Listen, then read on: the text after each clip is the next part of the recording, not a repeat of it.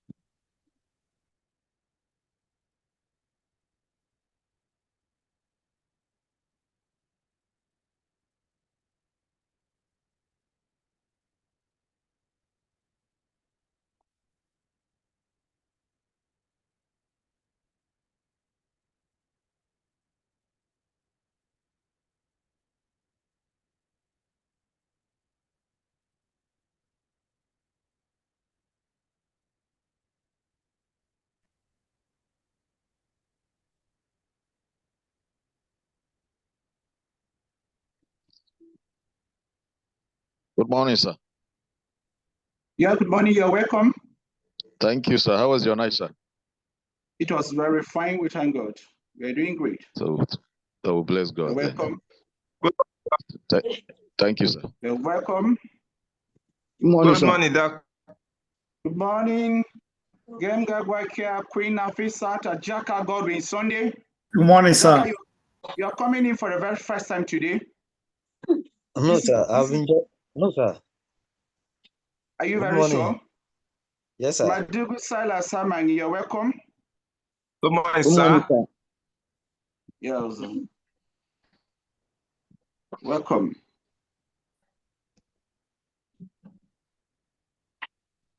Thank you very much, distinguished participant and a very distinguished student.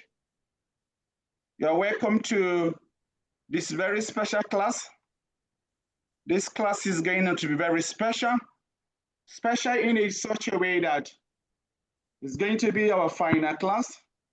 It is going to be educating.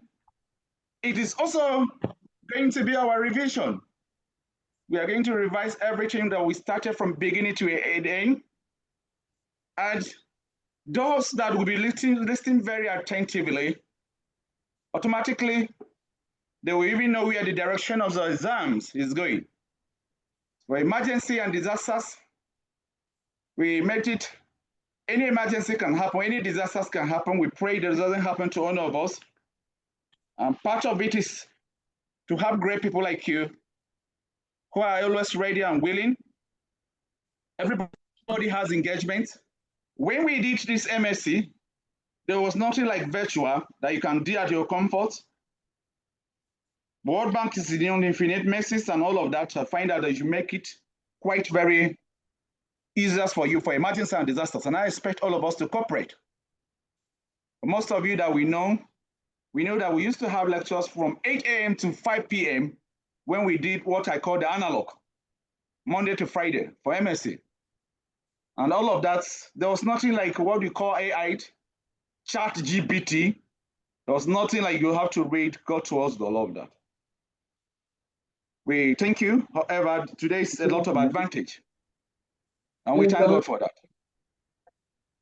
Today, you're welcome to SST 815. We may just take an hour or 30 minutes thereabout, do some basic issues, and then we call it a day. You're welcome to social standard and emergency, disaster, emergency and disaster management.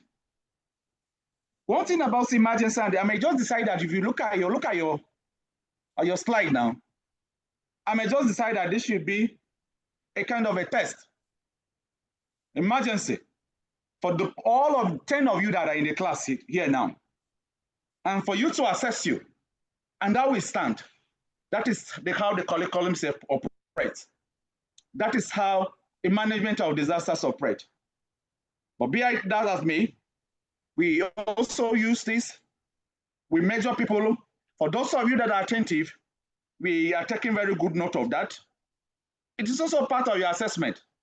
By the time you get more marks, and by the time you score more, and somebody is wondering, there's no automako involved.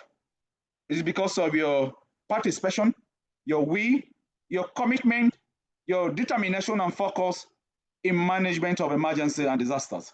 And that takes me to where on the slide we have today. I am Dr. A.D. Terran, renowned facilitator. I'm also a consultant on many issues of versatile, production economics, handling this course with the Deputy Center Leader, Institute of Procurement, Environmental and Social Standard, my boss, distinguished Professor Dolphus Ongo Naswem. Be us from what we did from the first point of view, from disaster management to practical response. Today's class is a practical class. We'll just be jumping from here to here, revising all of what we have done. And I will want Madugu Silas Amangi. Madugu Silas Amangi, read what we have on the screen for us. On the slide. Okay, sir. Go ahead. Thank you very much. Good morning. Analyze the rules of emergency management strategies in the effective resettlement of over 500 displaced individuals from Yewata, Guma local government area, Benue State. Good. Following on very good. Go ahead. Following unprovoked genocidal attack, significant violence and property destruction worth millions of naira. The question is there, what practical approach can be implemented to ensure a sustainable and secure resettlement process? Thank you very much. Hello. Thank you very much. Thank you very much. Thank you very much for the question. And I will put it to you this way, and I'll put it to you this way, that who is going to answer that question? These are the kind of, we have to, these are the kind of, at the end of the day for this class, these are the kind of questions we'll be having in our exams. This is a kind of prelude. And we are expected to handle practical issues. We assume that Tete Emmanuel is His Excellency the Governor of Benue State. After this class, he should be able to, Tete His Excellency will be the governor to tell us what he can do. We expect that Uzoma Nkem is the President of the Federal Republic of Nigeria, GCON, and is expected to handle this kind of situation, and he will not just be like a balaburu, or is it another town hall meeting? We expect very well that, in this kind of a situation, we have a lot of experts like you who are commissioners and how this issue can be handled. And I put it back to, I saw Tete raising up his hand. You should know practically. Remember, this course is not just for passing exams. Yes, sir. For us to have two basic tips so that we can help our home and help our society. Tete Emmanuel, can you tell us how we can handle this kind of situation? Good morning, sir. And good morning, class. Tete Emma. Sir, the practical situation to handle this, the practical way to handle this situation, number one, in this kind of a situation, first and foremost, the environment should be secured by the government first, because the result of Yeriwata was as a result of the environment was so porous that the invaders have free access to the environment, and they came in and killed people and went without a trace. So to provide... Let us be listening very attentively. Go ahead, Emmanuel. So to prevent such issues, one, the government should put in place machineries that will secure the environment first.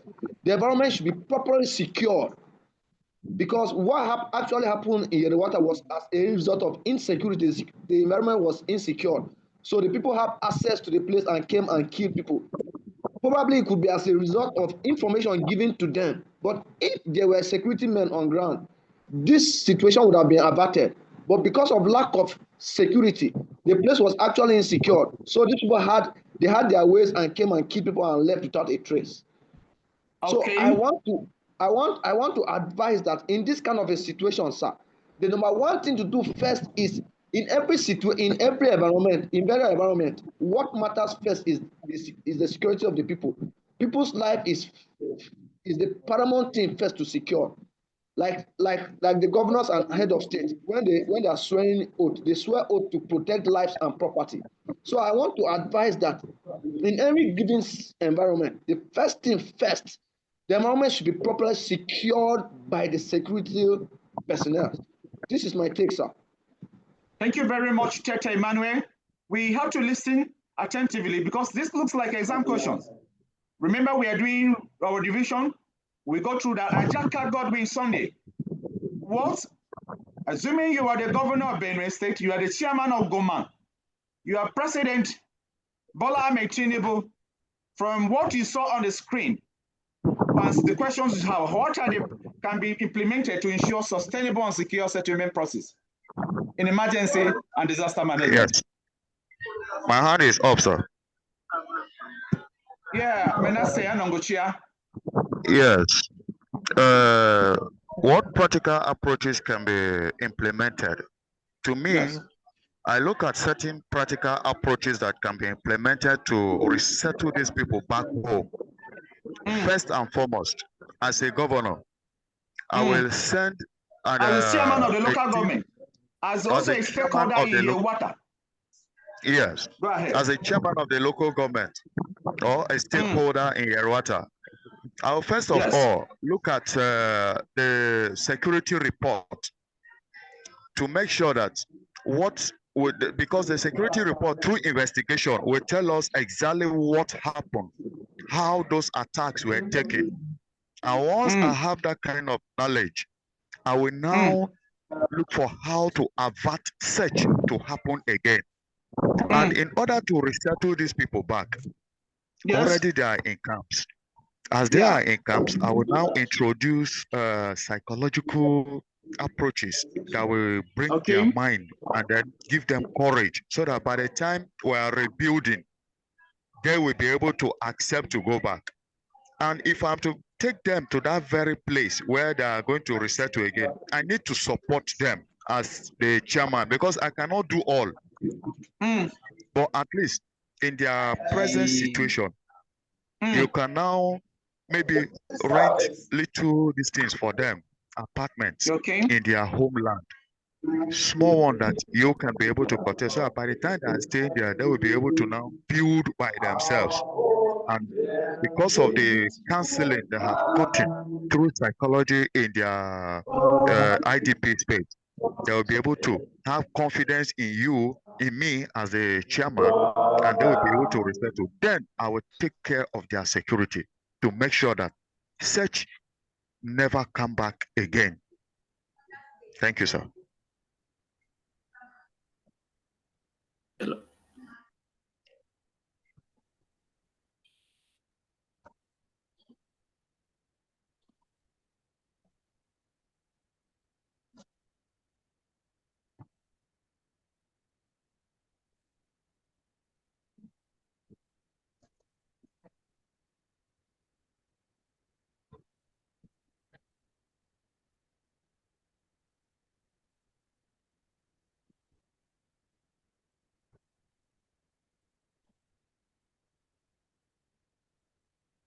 Yeah, Gwakia Gemga. Please, over to you. Good morning, sir. Good morning. Yes, sir. Good morning, class. As a chairman and a partaker, remember not just as a chairman, as a governor, and a as an president. indigene. Yes. Yes, sir. As an indigene of Yerwata, Guma local government area of Benue State, first of all, to me, we first of all assess the damage that that had been caused by this the terrorists. After assessing the data, they now to reinstate, to bring them back to their father's land, to their ancestral homes. You will now first of all send the security men there. After putting the security architecture in order, you now bring about the release materials. The release material will be given to them. The release material, the sidering, the zinc, the cement for them to build this thing. And you support them with finance, because this involves millions of nairas that have been damaged. Then you will support them. I will support them with finance for them to assist them, to boost them. And after all that have been done, you now consider building a strong network, so that as somebody have rightly said there, Tete, that the reason why this thing happened is as a result of insecurity. And in this life, security first before any other thing. After giving them the relief material, if the security is not there, the same thing will still happen. Then you build a strong network of security for their lives and the property, for this type of thing will not reoccur again. Thank you, sir. Thank you very much. Thank you. Who else? Also, I can see Ralph TV. Ralph TV. Good morning, sir. Do you think, as an indigene of that place, as the executive secretary of SEMA in Benue State, what do you think can be done to mitigate, to ameliorate the situation in that? Part of this course is that is what the model said that we are doing today. You have to look at some practical cases like this one. What do you do? Oh, okay, sir. Good morning, sir. Good morning, Ralph. Good morning, class. Yes, sir.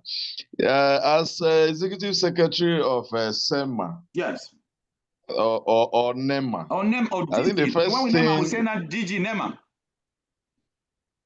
Okay, NEMA DG. Yes. Okay, as the DG NEMA or ES of SEMA. Good. I will first of all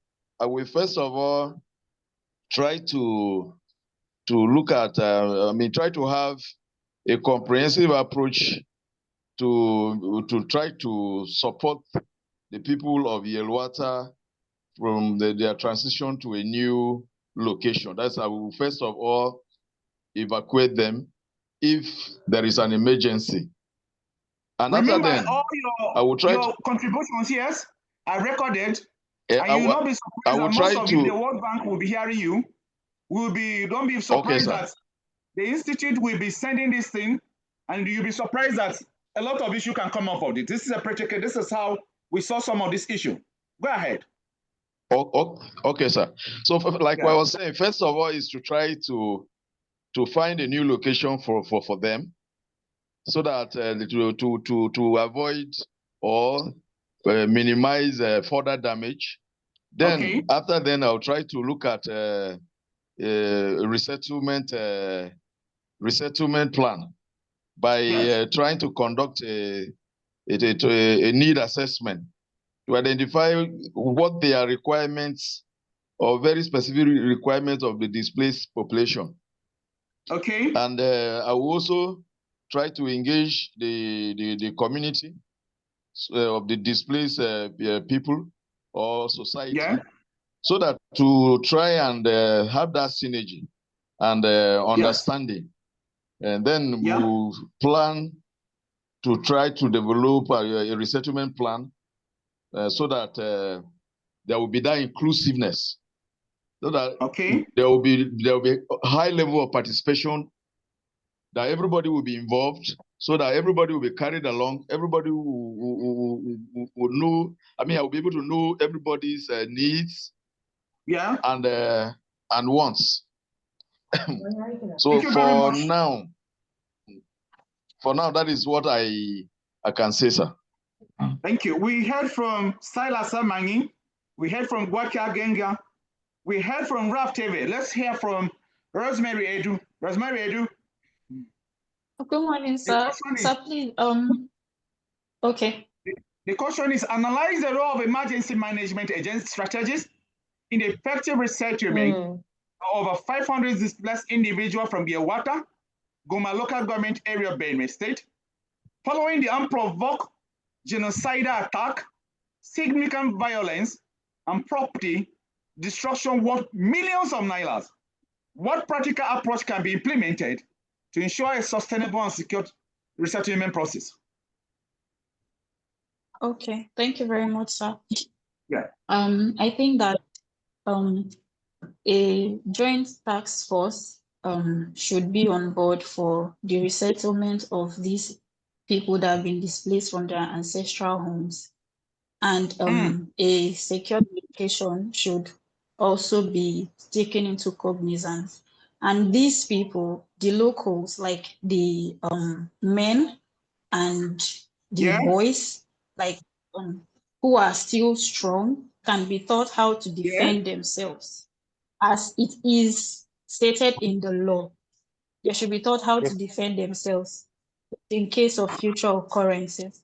They should be enlightened on how to unite as a people to defend their home when something like this occurs. Yes, sir.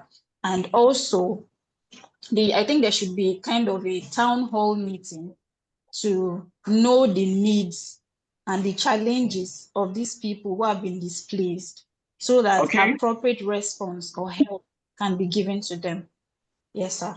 And I also feel like the people should be involved in decision planning processes as it pertains their lives moving forward.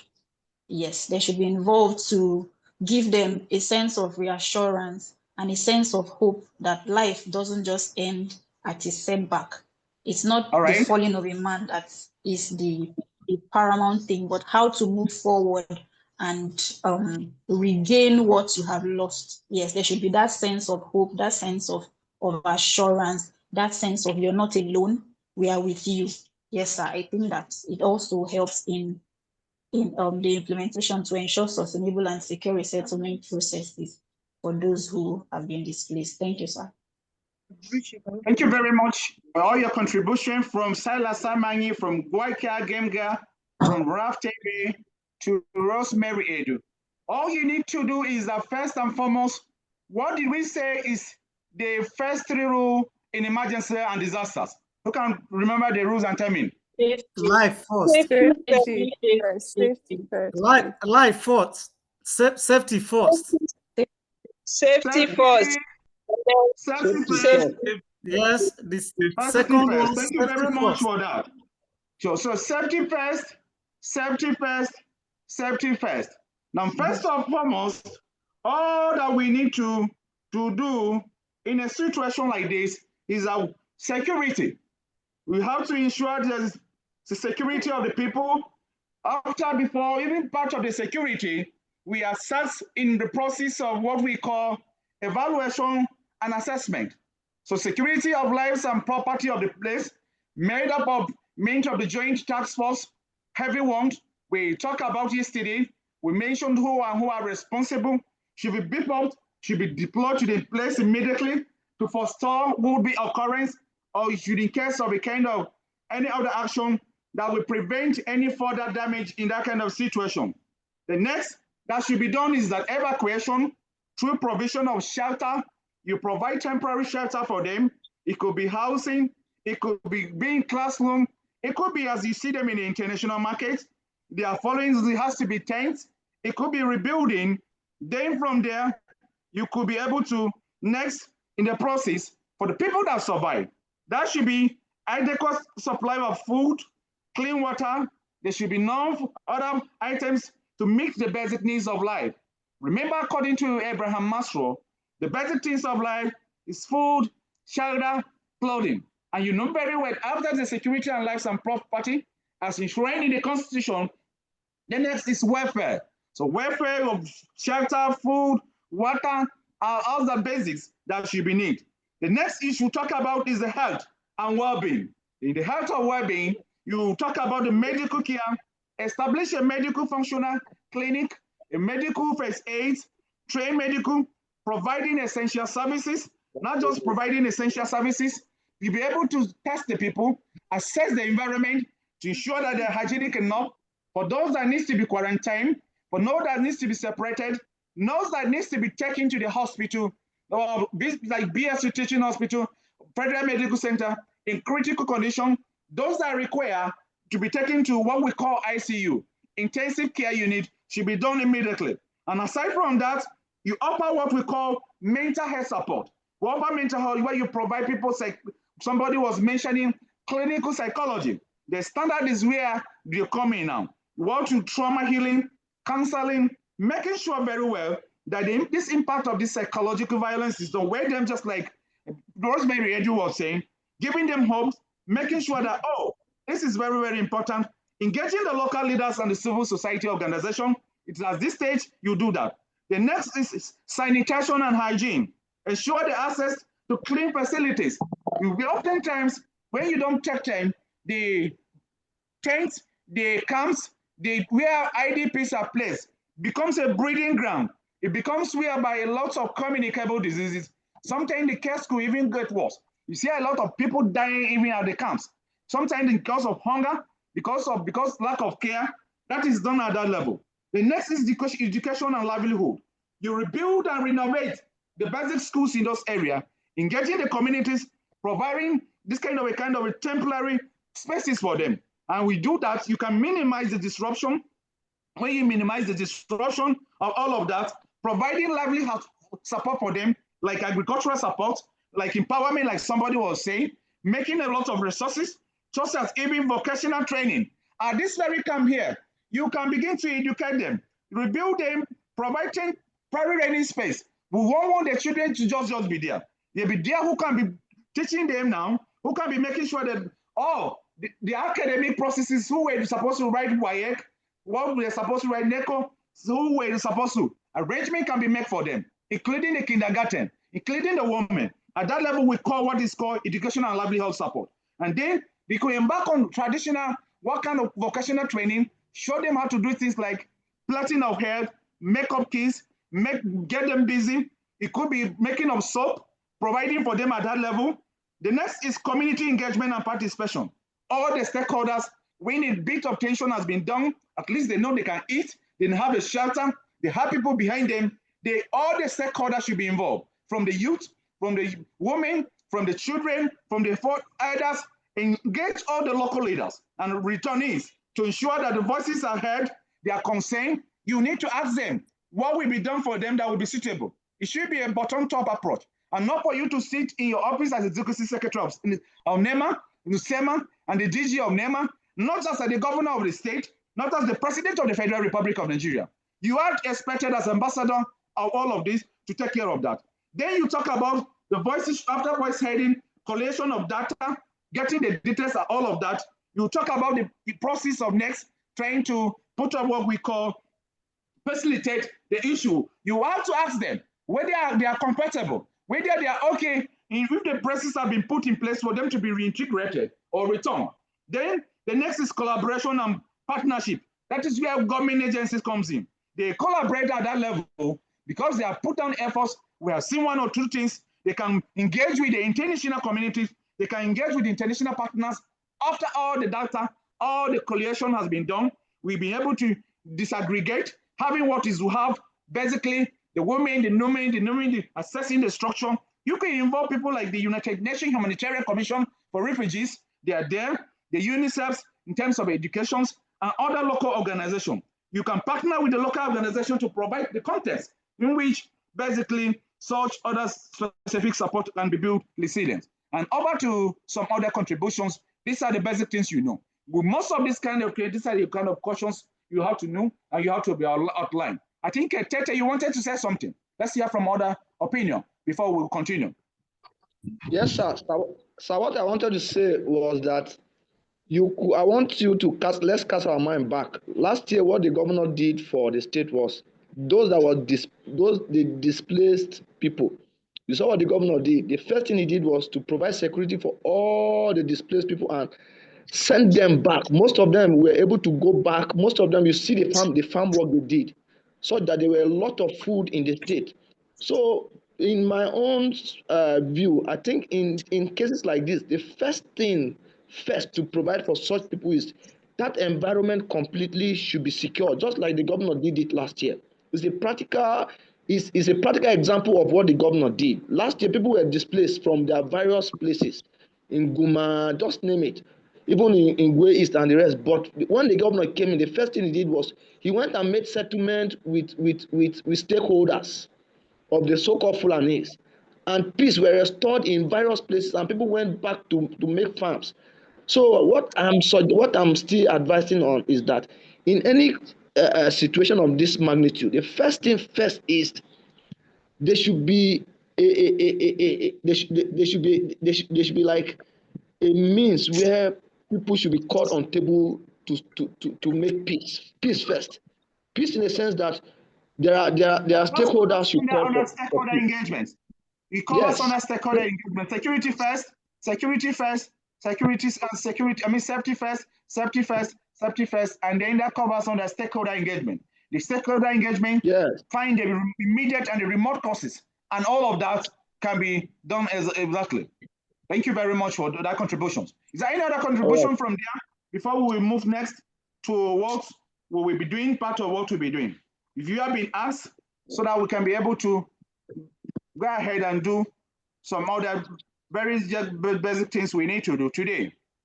Are there another contribution from there?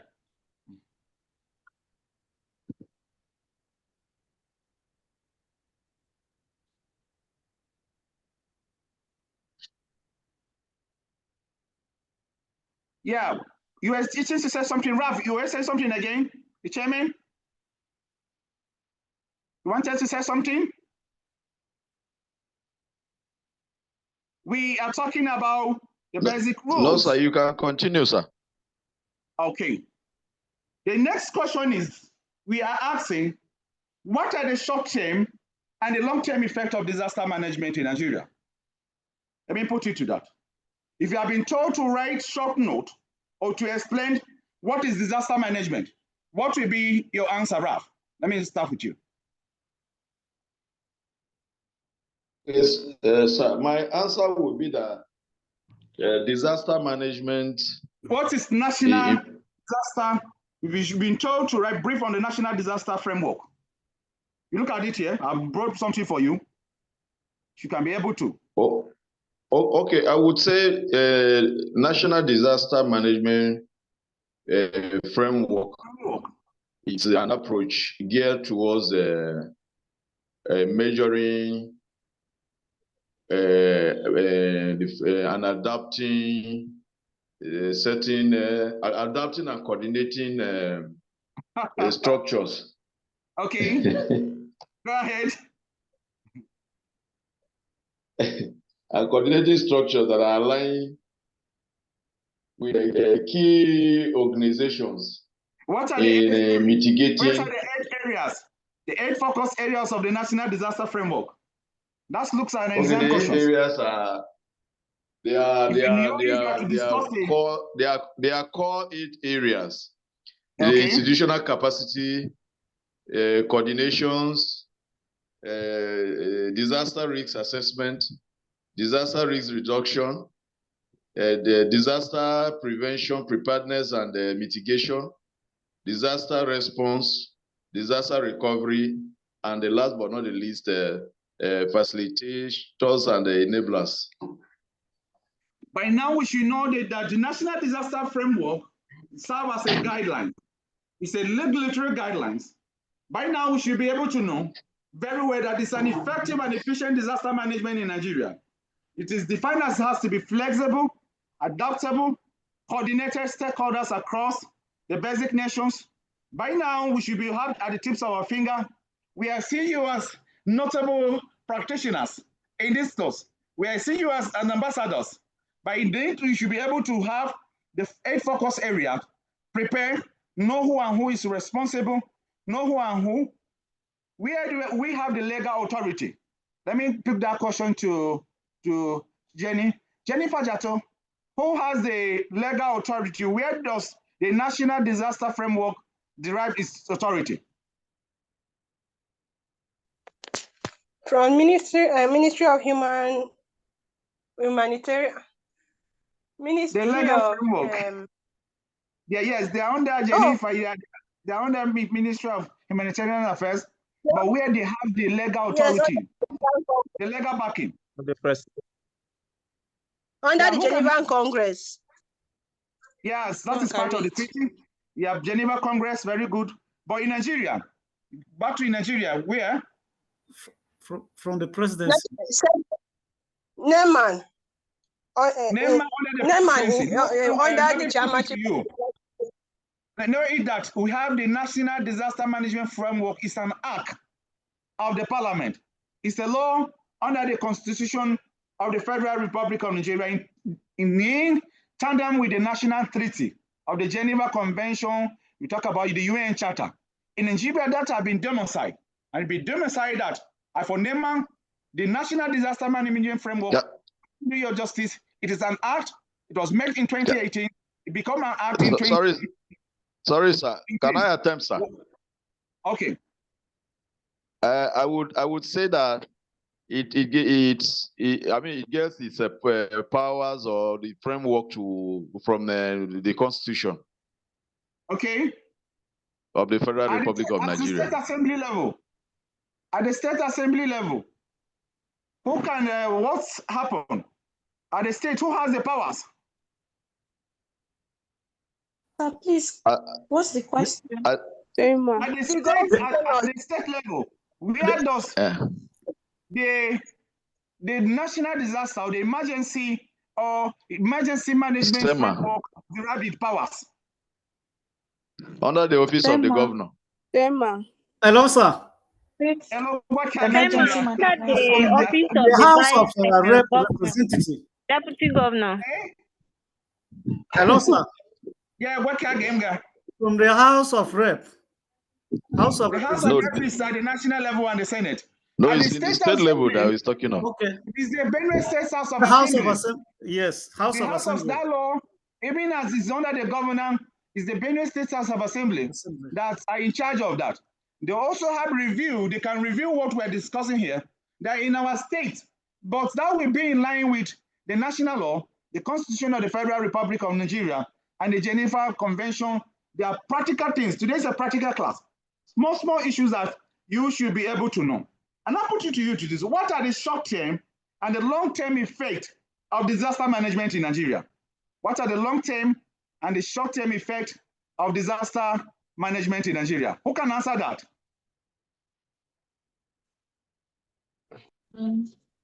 There's unemployment. What is the long-term effect of disaster management in Nigeria? Loss of land, there's poverty. The effect of, can we look at that slide? That is on presently now. Let's go back to it, sir. Did you look at the slide that is presently now? You see the national disaster management framework. Disaster management framework that is still on this slide. Let me move you to another place now. I'll move you to another place now.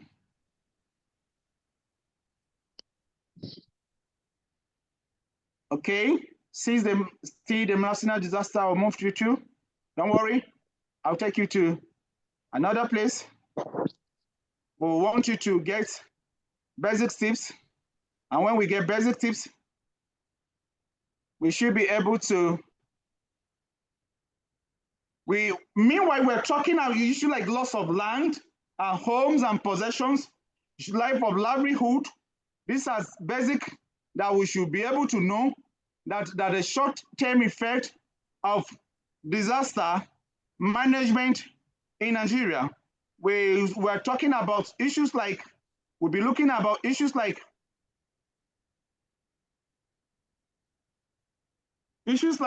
loss of income, loss of capital, extensive. We discussed that a day before yesterday here, we look at all of that as part of basic issues that are possible that we can be able to do that. Then we mention other issues like the short-term and the long-term effect of this disaster as can be seen in the issue of your water.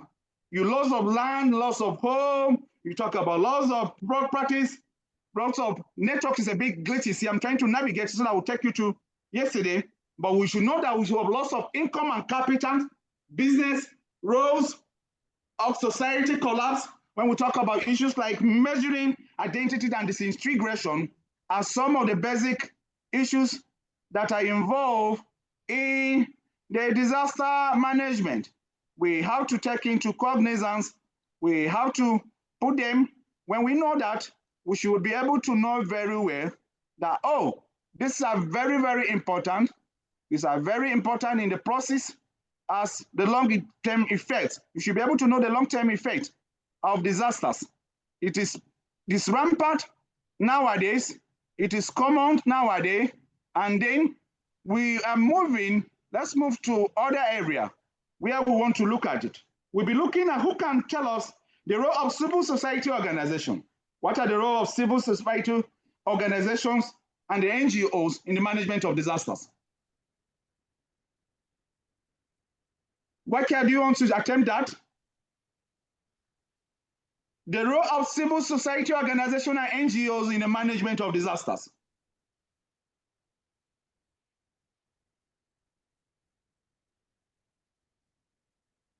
Who can do that for us? Good morning, sir. Good morning. Hello, sir. Good morning, sir. Yes. This. We are asking the role of civil society organization in the management of disaster. Okay, so some of the roles that CSOs do in the management of disaster is to support the government in providing the manpower and technical know-how in the management of this disaster, mostly which is of international standard as at against what the states have. And particularly, another role they do is they stand in the gap. They identify the gaps of the states, and then they intervene along those gaps. They also serve as watchdogs for the government, where they keep the government on their toes to implement certain treaties or certain acts or guidelines that are meant to prevent or manage disasters. Okay. Hello, sir. Yeah, you want to say something? Yes, sir. To add to it is that the role CSOs play like the last speaker rightly said, they keep governments on their toes by ensuring that there is accountability, which it helps promote democratic values and principles. They also play a role of advocacy. They always advocate for the rights and represent interests of groups that are marginalized or not very well represented, which they also try to advocate for human rights and social justice and all of that. That is why I'm trying to. It was taught here. The role of civil society organizations and NGOs include advocacy, sensitization, visual policy through practices that are very, very necessary to be taken into consideration. Voluntary mobilization. They also embark on voluntary mobilization, coordination. They look at issues like collaboration with other agencies, government, including the volunteers. They make sure of humanitarian organization handles some basic issues. We talk about emergency response and provision. provision of materials, food, shelter, that's just like we're discussing, that we can be seeing the case of most of what you are seeing in the victims and the IDPs, including those of the Yerwata, is as a result of them. They also embark on research, on information and dissemination, communications, and other statistics. For example, they conduct research, collect data, and make sure that all of that have been getting to you. You make sure all this is being done. These are the issues you should have at the tips of your finger. They also embark on long-term recovery, rebuilding and rehabilitation. Part of what we are discussing by the government, that Yerewata issue or massacre can be handled by the civil society and then NGOs. When you collaborate with them, coordinate through SEMA. They also embark on community engagements. Somebody was talking about community engagement. It's one of them. One of the basic issues that they do by creating awareness, by making sure the affected persons are being counseled, giving them inputs, seeds, fertilizer, clothing, giving them some other things like what to talk about livelihood, publications, making of all this soap making. We talk about poultry. We talk about even hairdressing. All of that can be done by them. They also provide health services. So we have more than 15 roles of the NGOs and civil society. And why we have to revise about this, that it looks like that could be an exam question. They could also embark on capacity building and training of conferences. They can organize lectures like this. They can make sure individuals handle basic community and organization. They also embark on monitoring as part of the standard, monitoring and evaluation, so that people at the end of the day, they may not run away from our resources and all of that. Remember, I was asking you the long-term and then the long and short-term effect of disasters. I saw that was talked to you people. You can look at the screen. Now, Busu Kumaden, can you read the slide there for us to remind us? Busu Kumaden. Yes, sir. Good morning, sir. Good morning. Tell us the effects as we listed here. Let's look at it. Okay. Number one here said loss of land, e.g. eroded cliff and mudslides. The second one said loss of food, loss of income and capital, loss of jobs, which involves high level of unemployment and employment, underemployment and employment. We have number 5, which is extensive social disruption and unrest. We have societal, we have demographic changes, which involve different degree of population recovery due to mortality. Very good. Very good. We've done all of that. So which will explain all of this? Is there anyone there who cannot explain? You should be able to, by the time you ask, you'll be able to write about it. You should be able to give us an explain.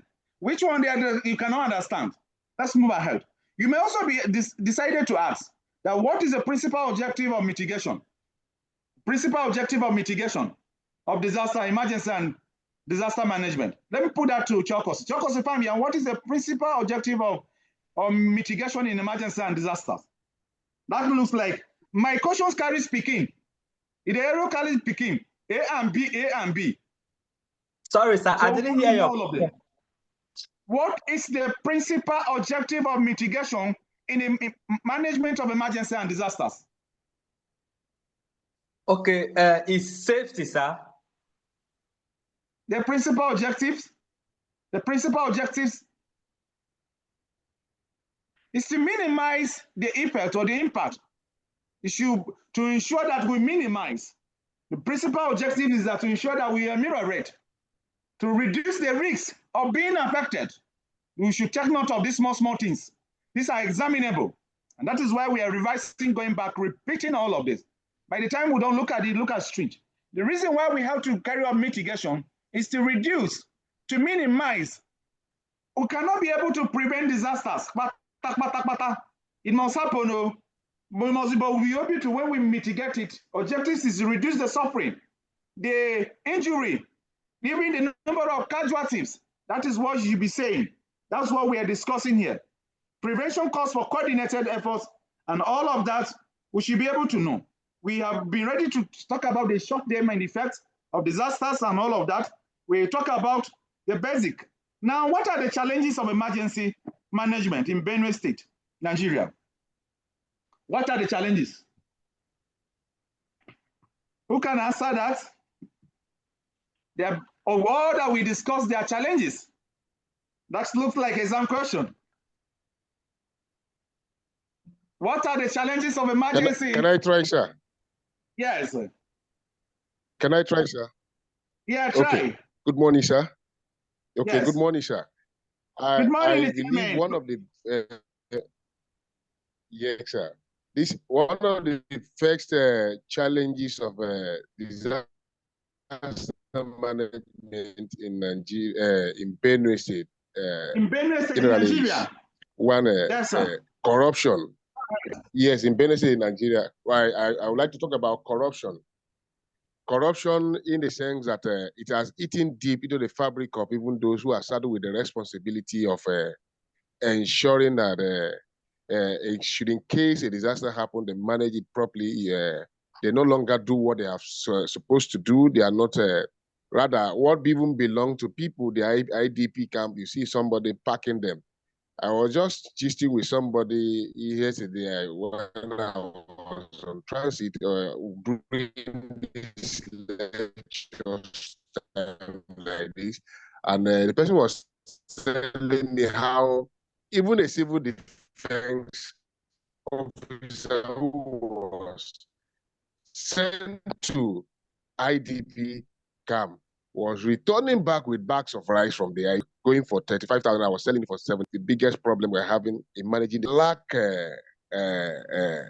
equipment to withstand the pressures of some kind of disaster when it happens in Nigeria.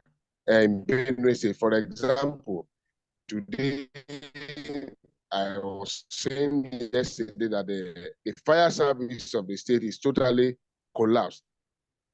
You can't even call them for anything because none of their vehicle is working. This part poses a challenges to them, and then sometimes I don't think they are even undergoing training. Things to do in their areas of these are the one I have for now. Thank you, sir. Yeah. Hello, sir. A chairman for their contribution. This hello, looks sir. like, yeah, hello, I can hear you. All right, sir. Good morning, sir. I also want to add to the challenges. Yes. Sir. One of the challenges of disaster, emergency and disaster management in Nigeria and Benue.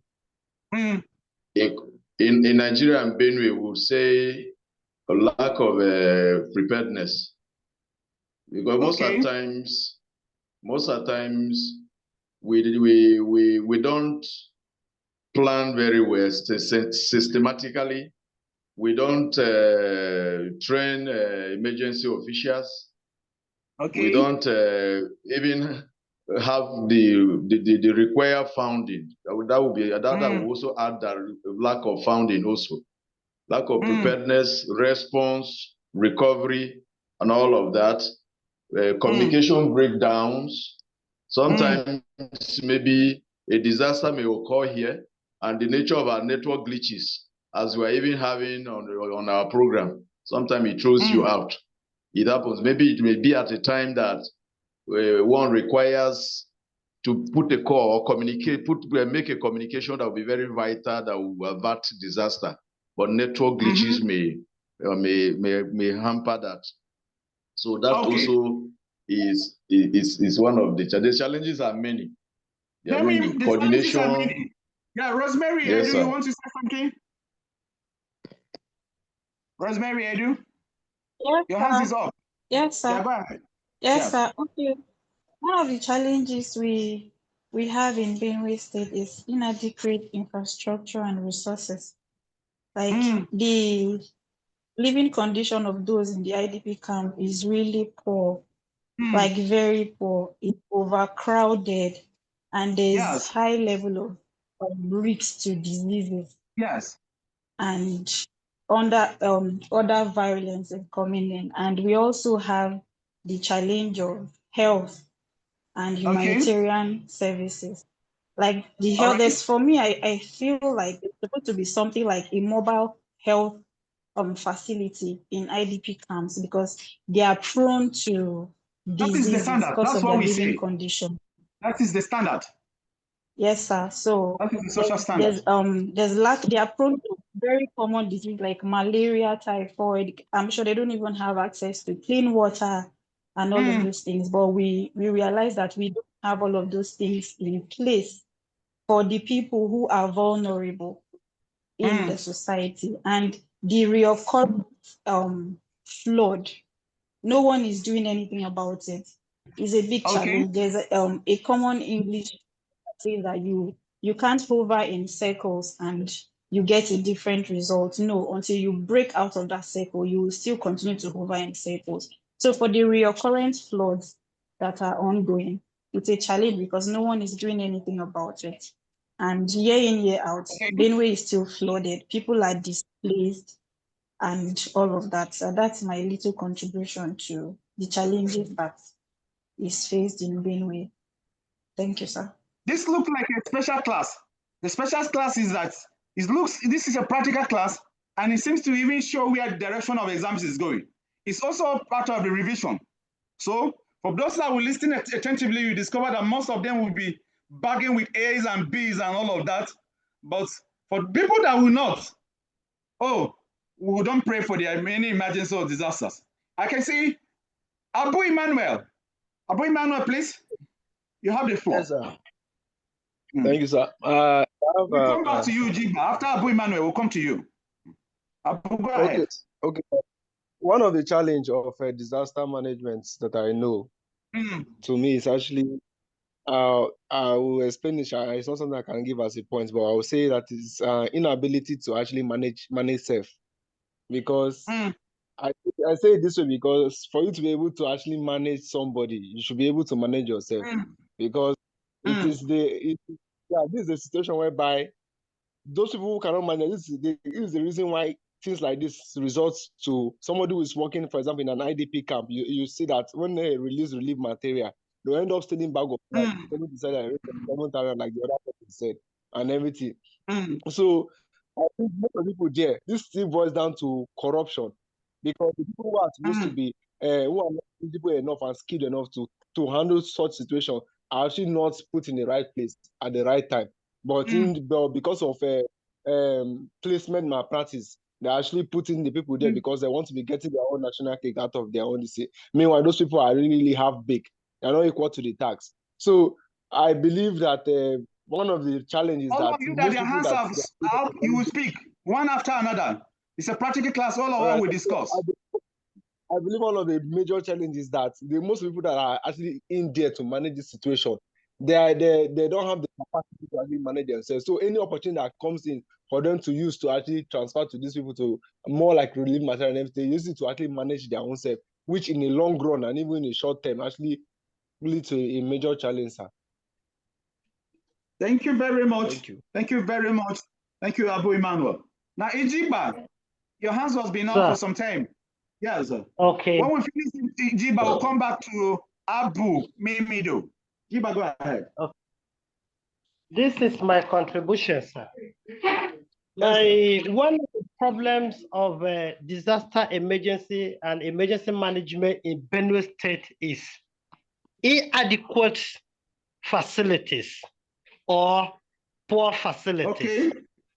What I mean by inadequate facilities, they toilets that are supposed to be provided for the IDPs, they are not there. This is a very practical example. I took a walk at international market. Toilets are being they're using what they used to call flying toilets. Women or people are dropping in polythene bags, throwing on the streets. There's no adequate arrangement for firewood. IDPs are moving, crossing international market, looking for villages. And you can see that place is developed now, where you see women carrying water. It will surprise you that there was no water in the IDP. They are moving with small containers, fetching water across villages that are close by. If even there is a water the water tanker that supplies water in that IDP is a water tanker from sanitation. It's not Benue State emergency management. And we don't know the source of water supply from there. I think they were supposed, boreholes were supposed to be sunk by now, or a particular place called IDP is supposed to be other than pushing those who are displaced to an uncompleted structures where basic facilities are not there. To remind them of where they are coming from. I think where this one will serve as a solution, because we know that challenges or disasters are bound to occur. We as emergency management are supposed to set up temporary places for people who are displaced. If that is done, I think when people move there, they will have a succor. Because it's terrifying. People looking for firewood. In fact, I even chat the ES that I have firewood so that he should come and buy, so that his displaced people will be using. But he has not responded to me. Thank you, sir. That's my contribution. Yes, sir. Thank you very much. Let's go back to Topa. Topa, you wanted to say something? A lot of hands you were said up I'm the next now. Yeah, okay, next. Mimi Doabu, that is true. Thank you for reminding me. Mimi Doabu, Yes, go sir. ahead. Good morning, sir. Good morning. So, sir, my own We are talking contribution is about what are the challenges of emergency and disaster management in Benue State. And we said that looks like an exam question. Yes, sir. I would say that there is no adequate security in the IDPs. Okay. Because if at all there is security, there will not be having incidents of missing items, and even when things are missing, the security cannot even say when and how those things get out of that place. Or even when they see, they cannot even say it, because that's where they are getting their own food to eat. And then we hear cases of rape and many other things happening there. So if actually there is adequate security there, we will not be hearing of these things. Thank you, sir. Thank you very much. Gwaka Gemga, your hands is up. Gwaka Gemga. Thank you, sir. Thank you. Thank you, sir. Yeah, sir. So the challenges, one of the challenges is the lack of maintenance of the facilities on ground. Somebody was talking about the toilet there. Are they maintaining them? The little one they have, are they maintaining them? Coming to the agency side, like the tankers that used to supply water, are they maintaining them? When they release the maintenance equipment, they would have had them. They would have had them for their personal use. That is why corruption comes in. Corruption comes in. They're not maintaining them. The little one they have, let them maintain them and request for another ones. Okay. Now let's look at some of the, I agree with all of you. Some of the other major challenges we have with emergency management from disaster in Benue State, in Makurdi, in North Central Nigeria, and within Nigeria or African, Sub-Saharan Africa is that one of them is inadequate funding. And then apart from inadequate funding, we put it this way, inadequate funding is one of the level. If you look at the National Disaster Standard, the Geneva Convention, let me inform you in a very clear and clear terms that even those at the IDP, the standard is that almost every day, they should not be able to live on issues of $1 a day. Most of these issues we're discussing, they don't have tank, they don't have security, they don't have clothing, they don't have food, they don't have mobiles. All of that will put them in inadequate funding. We have funding from SEMA, from NEMA, from staffs. Most of them working themselves from there, just like you rightly mentioned, they are surviving on those food from the IDPs, cutting away and all of that. One of the fundamental issues, like you mentioned earlier, we discovered is corruption. I don't know to explain about corruption further. It's one of the major challenges we have in India. Number 3 of the challenges, or one of the ones we have, is that we say this lack of collaboration. There is also lack of coordination between the management structure And that at the state, at the federal, at the local government level, and then the private sector or the NGOs. Everybody is operating like Okomoko. Everybody, if it's a Tete Emmanuel will want to operate in isolation. He doesn't want to operate. If you want to operate alone so that he can shine alone. Jigba will want to be sema and want to be alone. They don't want to collaborate with Ministry of Health. Then when you come back to Agaba Isaac as a governor, we always want to shine alone. We will not want to collaborate. In disaster management has to be coordination. They have to collaborate. All hands must be on deck. It must be combination of all of you. You should be able to put up. Abu Mimido should be there. Abu Emmanuel should be there. Igira, Richard should be there. We join hands together. In Benue State, in Nigeria, that has been a headache. Even the chairman of local government, ones or other people who would have helped, who other volunteers, who would have contributed a lot in solving the situation, even within the same political parties. They will say that other person is in the other political party. Why those other ones belong to the other political parties? In emergency and disaster management, please, we don't bring in political parties again. And then some people will tell you because of lack of this coordination, we stem from all religion. This person is Christians. These ones are Muslim. We don't condone these people. We don't accept greeting from these people here and there. What we want is safety of the people first. Then there's also this kind of what we call poverty. Poverty is also one of the fundamental issues in disaster management, where we have people who are well endowed. In poverty, we define poverty. We have poverty, even poverty of the ideas. Poverty of ideas are in the sense that not many people who are even aware of their roles, not many who are even aware that when an emergency or disaster before you, it is the responsibility of the government, of the private sector, and some other agencies are waiting to assist. They are just loners. They are just a loan. So we call poverty at the idea, apart from the exacerbating poverty that is rampant, as stated by the National Bureau of Statistics in 2018, stating clearly that about 166 people are living in abject poverty. Why? The same report, out of the 166 million people in Nigeria, now, but people who are already in poverty already, and then they are displaced again. The emergency before them, a disaster before them. What do you think will happen? Then there's also a situation whereby 89% of these people are wallowing in, they are living on less than $1 per day. I beg to assure you that before some of them came to IDPs, how many of them do you think at the end of the month they can be able to produce 100,000? How many of them can be able to produce, just let me be modest and put it like, they mean 60,000, not many of them. So that is where we start. Where you have a lot of people with stable income, a lot of resources, where the standard of living is high, even when there is an emergency or disasters, they are the ones sharing, making sure that things move up and there and all of that go. And with that is where we put it from there today. You should know how to discuss the challenges, know that you may be asked to discuss the challenges, and how to provide solution. I told you how resources can be gotten, how to collect data. It's a practical class and a kind of revision today. You should be able to know. My next question is, if you are asked to mention, we have more than 30 agencies or stakeholders that are associated with disaster management. If you have been asked that you should mention like 10 agencies that are associated with disaster management in Nigeria, Don't do a Washima should tell me. Olima Juliet, you were asking on the general platform when they are doing revision.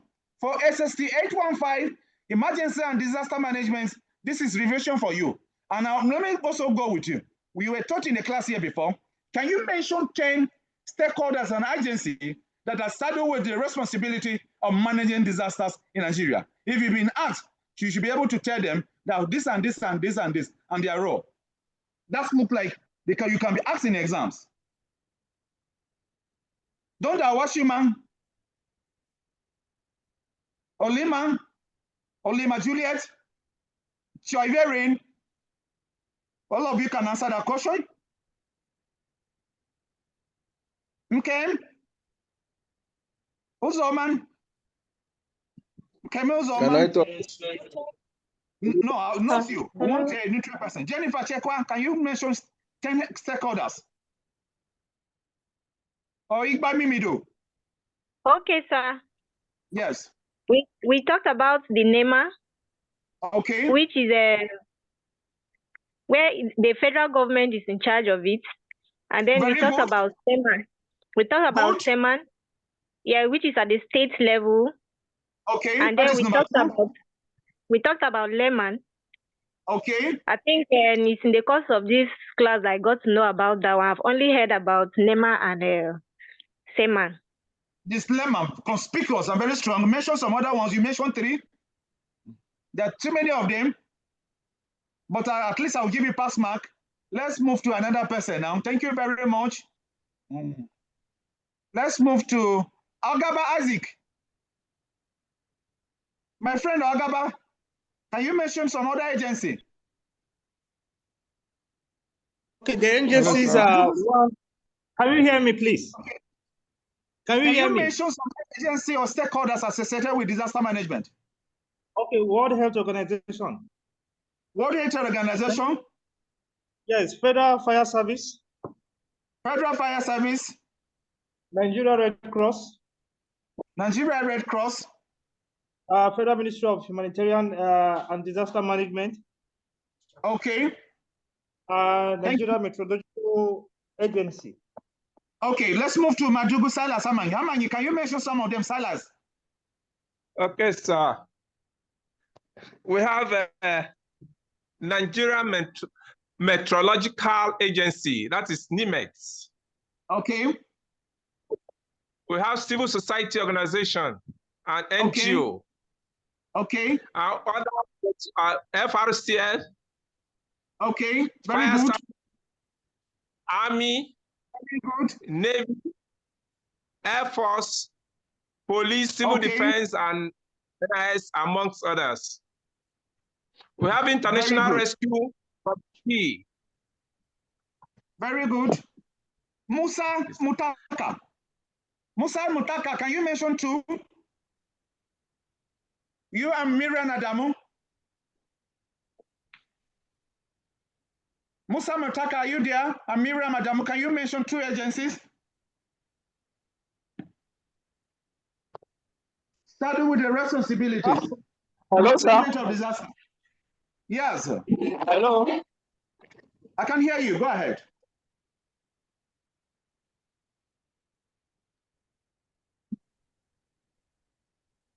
Yeah, who can rescue? Who can bear him? Hello? Other agency that I've not mentioned. Hello, sir. Yes. Hello. Yeah. Hello, we can sir. hear you. We can hear you. Yes. Good morning. Good morning, sir. Good morning, class. Sir, I want to ask, apart from the international organizations, federal organizations, state and local government organizations, spiritual organizations like the church, Muslim organizations and Christian organizations, are they part of this? They're part of it. They're part of, some of them are NGOs. Some of these your church or churches are registered as NGOs. Some of them are also NGOs.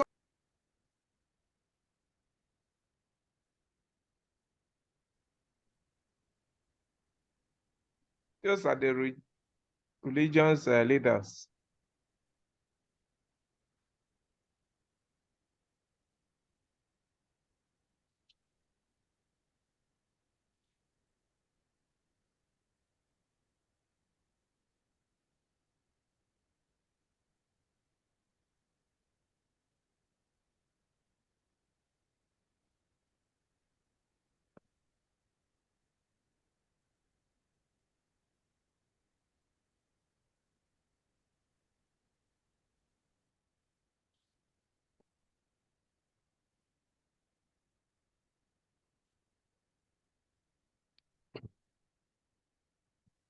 Last rep, what is wrong?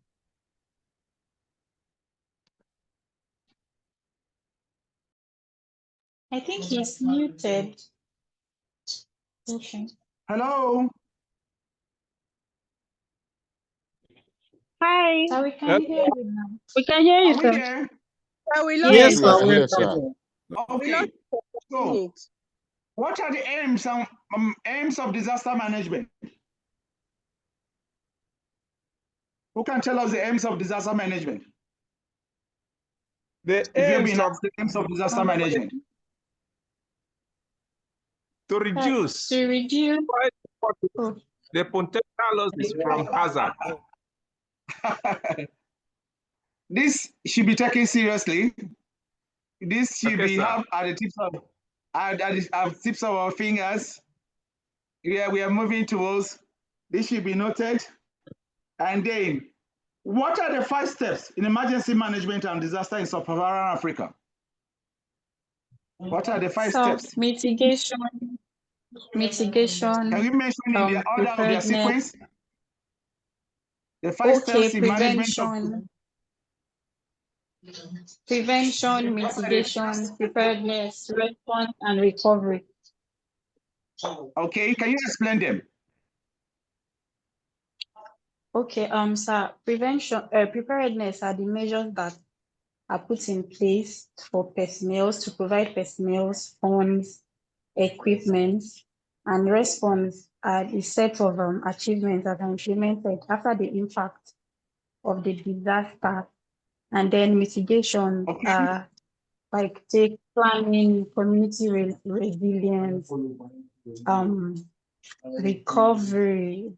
Recovery, I think it has to do with assessing the needs, assessing how the persons involved are coping with the situation and provisions of essential services to help them cope with the aftermath of the situation.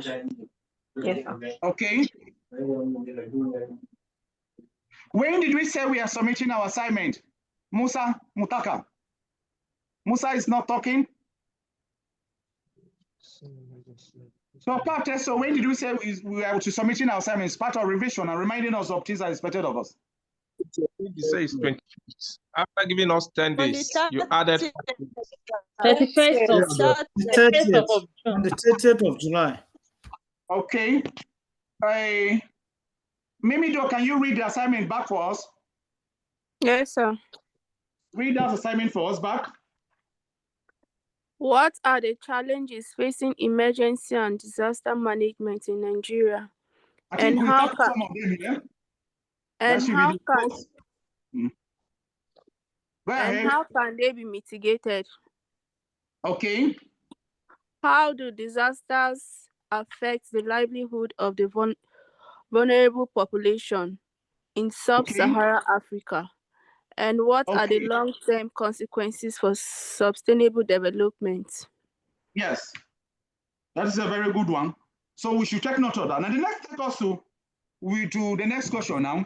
And now we ask this question specifically. I will go to Emeluku Sune. Sune Yobe. What are the common type of disasters in Nigeria? Can you mention 10? Okay, so we have flooding. Okay. That's fire disaster. We have. That is one. Okay, flooding is another one. I said you should mention like 10 of them. Okay, so I've mentioned 2 so far. I mentioned flood. I mentioned fire in industrial disaster. Road disaster. Earthquake. Go ahead. Earthquake. Go ahead. Cyclone.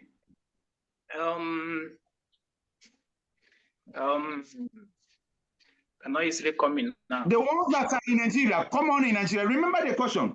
What type of disaster, common type of disaster in Nigeria? That's why you see me smiling.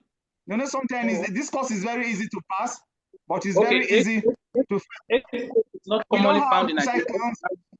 We don't have tsunami. We don't have hurricane, earthquake. That's globally in Nigeria. We mentioned them in this class here. Okay, Rosemary Edu, please. Okay, so we have flood. We have flood. We have drought. Drought. Fire outbreak. Fire outbreak number 3. Fire outbreak. Farmers headers clash. Farmers headers clash. Hello. Yes, go sir. Ahead. Conflict. Yes, sir. Then we have kidnapping. I don't know if it's inclusive in the pharmacy. Yes, sir. And then we have a building collapse. Building collapse. We have oil spillage. Okay, oil spillage. Go ahead. The Niger Delta region. Yes, sir. We have road accidents. Road accidents? Yes, sir. I don't know how many I've mentioned. Igila Richard, he has not spoken before. Igila Richard, do you want to mention one or two? Epidemic. Yes, sir. Epidemic. Yes. Like Ebola, like Lassa fever. Okay.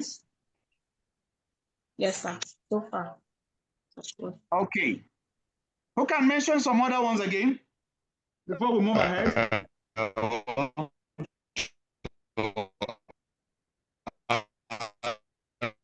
We have communal clashes. Communal clashes. Take note of it. Let me add one. Okay. Or religious crisis. Okay, that comes under conflicts, all of that. Conflicts covers all of that. Could be religious, it could be Nigeria. Other one. Okay.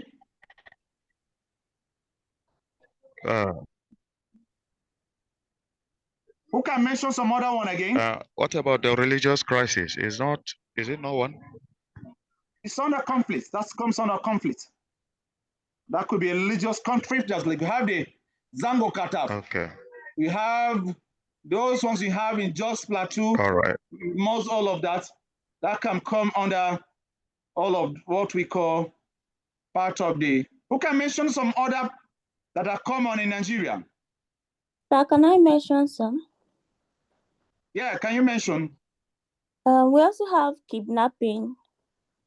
Kidnapping is one of them. We agree. We have thunderstorm. We have thunderstorm. Yes, we also have erosion. Very, very good. Yes, Gory erosions is also one of them. Yeah. That is very true. We agree with you. Did we mention oil spillage? Did we mention all that? It's mentioned. Hello, sir. We mentioned that. Hello, sir. Hello, who can hear you? Yes, sir. My question. Okay, put up your questions. But before you ask your question, let me ask my own before we come back to you. What is the law of local government in management of disasters? If you've been asked, that was discussed yesterday. Who can tell me that?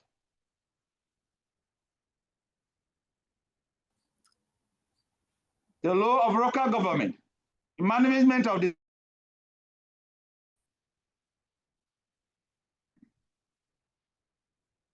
Who can tell me that? Okay, let me call Jennifer Chekwa. Jennifer, tell me, please. You discuss that, and then Jato, Jennifer as well, will tell me the role of local government. Most people don't know the law of local government, or LEMA, what we call local management authority. What is their role in management of disasters? It's a practical class. So I think the LEMAN helps to monitor. You look at your slide. Did you see your slide? Okay, yes, sir. Okay, read from the slide. There we have to coordinate disaster management activities and respond to disaster events in the local government area. Next. And then you also monitor and provide feedback to SEMA on the status of preparedness. Okay. Of all the organizations and agencies. Jennifer Jato. Jennifer Jato. Jennifer. Yes, sir. Good morning, sir. Can you complete this 4-5 and explain to us at the whole of local government? You remind us. We know you know, but you remind some of us and how this is very important. They collect data on disaster and risk areas in the respective local governments and share same data and information with SEMA. That's to say they have the grassroots in their hands. They have first-hand information of everything that happens concerning a disaster. They can easily give you a first-hand information and accurate information and data of everything that has happened. so that SEMAN or NEMA will be able to use it to respond or provide solution or equipment and relief materials for those affected by the disaster. They also mobilize support and resources from the State Emergency Management Agency, SEMAN, when damages and need assessments are considered beyond the capacity of the local government to respond. That's to say, when they are not able to provide everything for the affected victims, they make sure that they communicate. They make sure they communicate with the state and the local and the federal government management authority to let them know that these are the things needed by these victims, and we are not able to provide it. Will you people be able to provide these things for them to give them a comfortable stay in their place, in the places where they are being kept for the time being? They establish and develop disaster management capacity of community structures. That's putting in place structures to make these people comfortable for the time being. Structures like just like Rosemary said, mobile mobile. Oh, I've forgotten the word. Mobile health facilities. Facilities. Mobile hospitals. You have mobile units. You have what also with emergency operation centers. Yes. Security. You provide them with food, with security, with basic needs like water, toilets, and other needs, clothing, everything they will need for them to be comfortable at that period of time while the government makes provision for permanent structures for them. Thank you, sir. Thank you very much. Pine Jemima Sewesi, who determines what is the tenure of the DG of NEMA, and who determines the tenure of LEMA and SEMA? The including tenure the evaluation and condition of disaster management. Hello, sir. Yeah, go ahead. The tenure of the chairman of NEMA is 4 years, sir. Yes, it's the DG. You got it, but you call it the DG. Okay, the DG of NEMA is 4 years. That of House of Assembly or the LEMA and State House Assembly is determined by SEMA and by the State House of Assembly. SEMA and LEMA, their tenure is determined by the various State House of Assembly. If they ask you, tell them that can be different. They may just decide like local government that the tenure of SEMA and LEMA should be 2 years or 3 years. The various House of Assembly has powers to determine. And that is why we need people like you who will be in the State House of Assembly, who will know their role, and you will not be rubber stamp. You will not know all of this function. Are you contesting, Jemima? Hello, sir. Are you contesting so that you'll be in the House of Assembly? I'm not a politician, sir. So that you make some emergency. Okay. Please, who can tell us the role of community in management of disasters? Community in disaster management. I may decide to ask you the role of communities in disaster management, and then voluntary organization or disaster voluntary organization. We're running to an end. We're getting to an end very soon.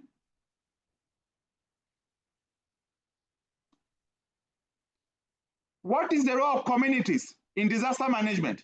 Let me put that question straight to, these are the issues. We repeated that. Let me put that to, who is going to do that? Looking for who has not. It's your Iverian. Iverian, your. What is the role of community in disaster management? Who can help him? Jiba, can you do that? Chairman.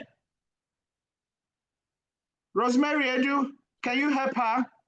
Is to sanitize the community member about the disaster, the effect of disaster.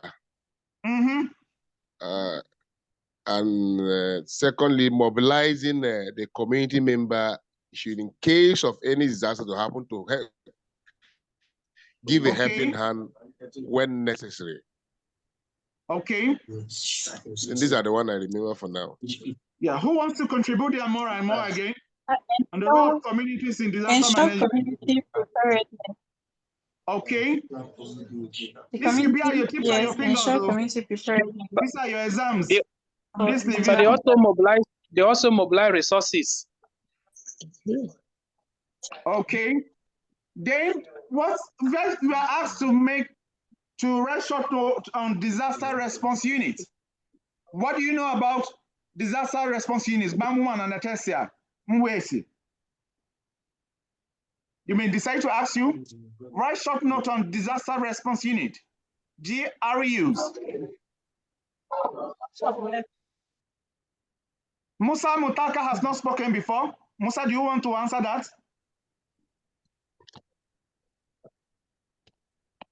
Bamuan and Atesia Mwesi. Who will answer that? We don't want to waste time on that. Is there on the slide?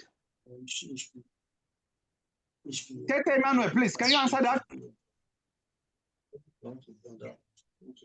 Tete Emmanuel? Okay. Okay, Abu, go ahead. All right, so I will just read from the slide and I will explain. Okay, read from the slide and explain. Units in abbreviated with DRU in disaster management is assigned or is designated military formation located across the country by Defense Headquarters and Ministry of Defense. And they shall have the mandate of providing specialized services in humanitarian services assistance during disasters as requested by the President of the Federal Republic of Nigeria in established guidelines for call out of the 8 authorities. The DRU shall work Please, Rosemary, mute your speakers. So in summary, they actually specialized armed forces personnel are actually there to safeguard more like them joint task force, even joint task force, depending on the area. Go ahead. More like monitoring the whole activities to make sure that no external forces come and then to shackle the whole event. The processes that is being ongoing by the NEMA and the SEMA body during the disaster management process. Okay. Yeah, who wants to explain there more, to give more tips on how to do that? You're talking about disaster response units. We are asked to write short note on them. What do you have to say about them? The disaster response unit.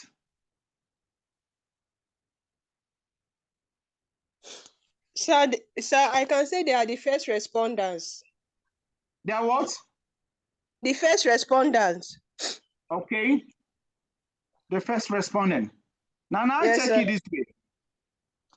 We go back to this way. Can you mention 2 voluntary organizations in disaster management? 2 voluntary organizations in disaster management. Hello, hello, sir. The two volunteer, the two volunteer in organization disaster management. We have the NGOs. They have the community based. Yes, we have the community based assistance organizations, sir. Yes, can you mention 2 examples of the community based organization? Hello, sir. The community. Yeah, we can hear you. The community based organization like Rotary Clubs, Lion Clubs, and Kiwanis. Sir? We have the Kiwanis as well. Yes, sir. Okay, what is the difference with the faith-based organization? With the faith-based organization is like a Catholic belief societies or services. And their own, yes, sir. The community-based organizations, their own aims that is to develop the youth or to empower the youth on the rapid response, so that anything that happened to the community, like a disaster, they will respond immediately. Okay. Who wants to add on that more? The role of voluntary organization in emergency and disaster management.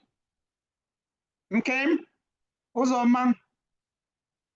Nkem, what do you have to say about that? Silas, Amenase Anongochia. This looks like exam question. You should know all of this.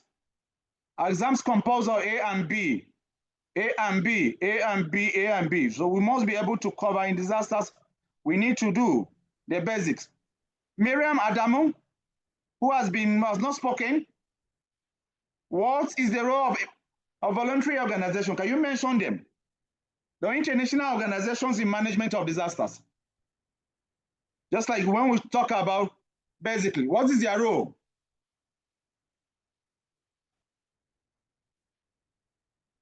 Miriam Adamu? Yes.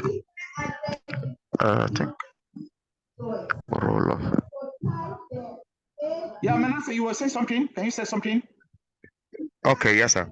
I think one of the major roles of the NGOs or the international organization during disaster management is to provide succor for those the affected members, to see to it that they are not rejected, they are not going into. We are with you, go ahead. A hardship that will bring death to them. They provide food, they provide even clothing and some other things to keep them comfort. This is their role that they do. And then they can also even support the government if they are able to provide water for the people. To make sure that these people live comfortable in their environment which they have been displaced to. Thank you, sir. Okay. Who wants to add on that? Who wants to add a bit on the role of government, international organizations in management of disaster? Olima Juliet, we have not heard your voice. This is part of your assessment. Bala, Ibrahim, Damagaji. Yes, sir. Bala, Bala, can you tell us? About the role of international organization? Yes. Yeah, it includes fostering collaboration with other NGOs. Okay. Then they also ensure, I think, monitoring and evaluation. Okay. Then they also support in reducing the disaster management or issues that are arising. Okay. Ajaka Godwin Sunday. Ajaka Godwin Sunday and Ageda Ngoho Sylvia. What are the rights of victims? The rights? Can you discuss the rights of victims of emergency? 5 of their rights, and then 5 of those of victims in emergency and disasters. Ajaka Godwin, Ngoho Sylvia, again. Yes, good morning, sir.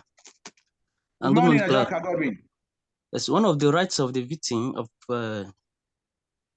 is adequate food, water, and sanitation facilities, the medical care and psychological support,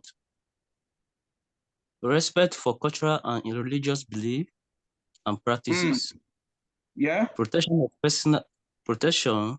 of personal property and assets, access to information and communication services. You explain that. In practical terms, this is a practical class. What we are doing today is revision. You are welcome on board back again, Beatrice Shamke. Beatrice, you are welcome. You are a conspicuous absent. Ajaka explained the rights of these people. You read them. Can you explain? Okay, the adequate food, water, and sanitation facilities, that issue says that the agency or the government should be able to make provision for enough food and water, that is clean water and sanitation for... Is it government alone? Is that government alone? Is it government alone? NGOs as well. Okay, what about private sector, individuals like you, Unko? It's also part of it, sir. Good. Good. Thank you for that contributions. Thank you, sir. Thank you for that contribution. We are getting towards making to an end. Then, when we talk about suppression of peaceful protest, let me put it to use. Let me ask we in this class. I go back to Beatrice Shomke. Please, can you explain to us, do IDPs, people who are affected by emergency and disasters, do they have the right to protest if they are maltreated or they are not handled in order? Do IDPs or do those people in emergency, victims of emergency and disasters, do they have the right to protest? Beatrice Shamke, please, over to you. Good morning, sir. Good morning, class. Yes, they have a right to protest, but it is required that they do it in a responsible manner. They should not take the laws into their hands and get destructive. Okay, that's good. It's also advisable that from the onset, there is a leadership, the coordinating agency of the displaced persons should coordinate them to establish leadership.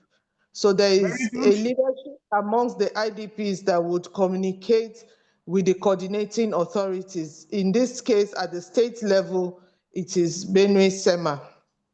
So they will have a leadership that interfaces with the State Emergency Management Agency or the Ministry of Humanitarian Affairs, depends on what the structures that the states have in place, and be able to communicate. If they feel their leadership is not representing them well, they can put up a protest, however, in a peaceful manner and not get destructive. So just like every other citizen of the country, they have a right to protest, but they do not have the right to take laws into their hands and become destructive.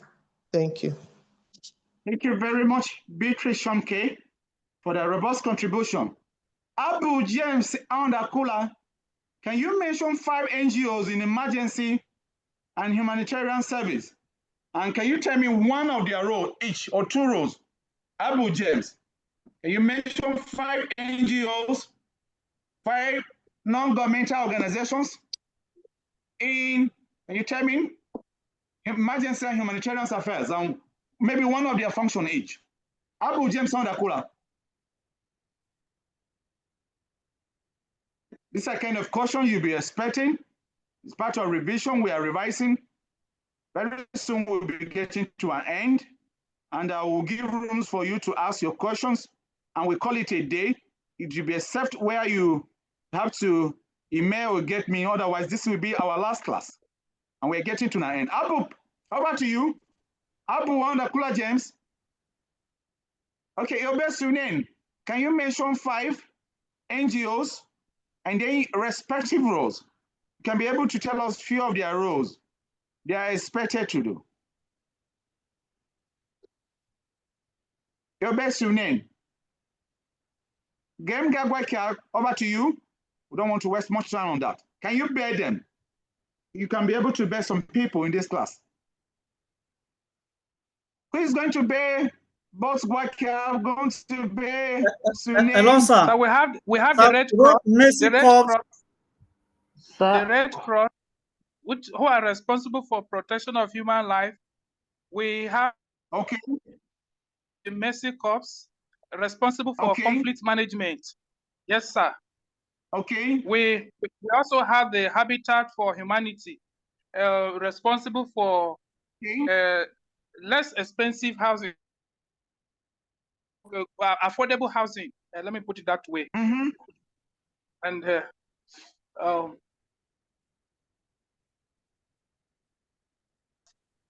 which of these NGOs presently in Benue here?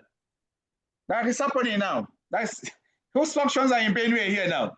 As students of emergency and disaster management, if you have to run to some of these NGOs and somebody asks you, because you are offering this course, you should please recommend any of the NGOs. Red Cross is in Benue. Red Cross. Only Red Cross. Red Cross. Not only even them. Doctors Without Borders. Also in Benue State. We also have local ones, which Save the Children is also in Benue. Even Doctors Without Borders. Okay, what about International Organization for Migration, IOM? Yes, I also see some of them in the States. It's also in have Benue UNICEF. Right now. UNICEF, okay. Very good. Which other local NGOs do we have them in emergency and disaster management that we didn't put here? There are some that I didn't put. Out of Catholic relief services. They're here. When they just on break. There are some other ones I'm expecting you to mention here. There are local NGOs starting with emergency and disasters. Have you heard about Justice and Peace Foundation in Wadata? Yes, sir. Yes, we have it. Okay. It will be other places where most of you will be doing your ITs. You'll be getting in touch of this. As student emergency is expected that the curriculum for this class is that you should know the local ones around. You know the one operating in your society. You can get into them. They can engage you. And when they engage you, you will also be offered some services. We can be able to do that. We are moving towards our end for you, so that at the end of the day, you can ask some certain questions. These are still the roles of humanitarian agency. We mentioned them, and that takes me back to the various ways of mitigating. What are the various ways of mitigating emergencies in Benue State? How can we mitigate emergency rule, and what are the various ways of how we can be able to mitigate those kind of situations? Who can tell us various ways of mitigating emergency situations in Benue State? We mentioned them here. There are many of them. These should be what should be at the tips of your finger. At any time you can be called upon. That you should proffer. You just studied emergency. I can just decide to give an international organization all your information, all what we are discussing is there. And they may want to test you to know whether you really study this course. So who can mention that? Please, what's the question? Hello, sir. What are the various ways of mitigating emergency and disasters in Nigeria? State rules. Infrastructure development. Infrastructural development is one of the explains. Can you explain on that? Can you explain? Okay, like building of dams and levees. So I said infrastructure development, like building of dams. Okay, building of dams, building very of good. levees.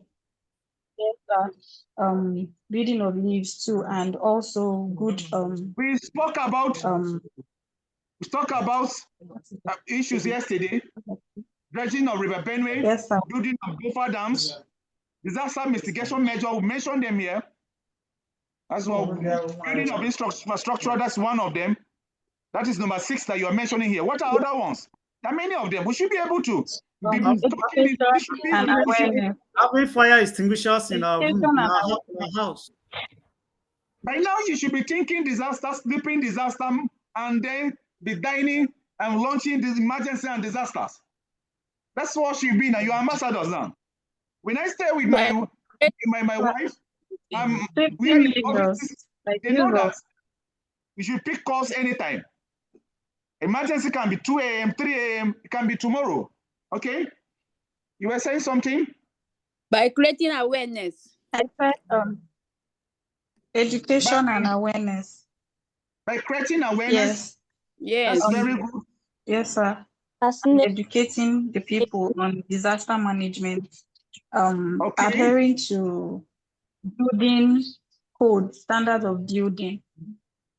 Okay. Look at them. Adhering to we have to rules and regulations. Okay. That is following the rules and Rosemary, regulations. Are you there? I'm here. Rosemary, read yes, number 1, I can 2, hear you. Read number 1, 2, 3, 5 and explain to us. Preparedness and advocacy. Okay, Okay, so what's the your meaning of planning is being proactive. Planning is being proactive in case there is an emergency. Preparedness are the measures that we put in place. Yes. Education, educating the people that in case of disaster, how they should handle it and what they are supposed to do about it. What about A flood forecasting? control measure. Forecasting is for future purpose and enlightening them for future purpose and bringing in agencies that can, yes, enlighten people on what it's all about for future purposes. Yes, sir. Then flood control measures like dams, relocation. So let's say that when an incident happens in, let's say, for example, in high level, so you're relocating these people from high level to maybe Wurukum, It's because at the standing and saying we moment, didn't do high anything. level That's why I'm reminding you. These are the kind of things. Our exams is coming on the 4th of August. If all things being all ceteris paribus. So this should be our tips of our fingers. We should be have this now, and then it should slip in our oblongata by now. Terry, Ralph, can you mention some of them? Ralph, can you mention other mitigation measures? Yeah, hello, sir. Yeah, Ralph, can you mention other mitigation measures in emergency and disaster management? Oh, okay, sir. Network threw me out. I'm just coming back, but I should. Mitigation measures should be at the tips of your finger. Yes. Can anybody yes, answer anything? This is a practical class. Yeah, vaccination and immunization for medical You carry emergencies. on vaccination and immunization for issues like what and what? Be practical. Okay, have you heard about Ebola, measles, issues of epidemics like Ebola, measles, measles, Ebola, COVID-19, rabies, avian influenza, polio for human beings. This should be at the tips of the fingers. Now, it's very easy to pass this course. It's also very easy to fail. Should be bagging out. Okay, what about conflict resolution mechanism? As a mitigation measure. Sir. Yes. How do we resolve conflict? Teso, Topap. Conflict resolution mechanism. Hello, who can explain that? Hello, sir. Yes. For a conflict resolution mechanism, we have to enter in dialogue.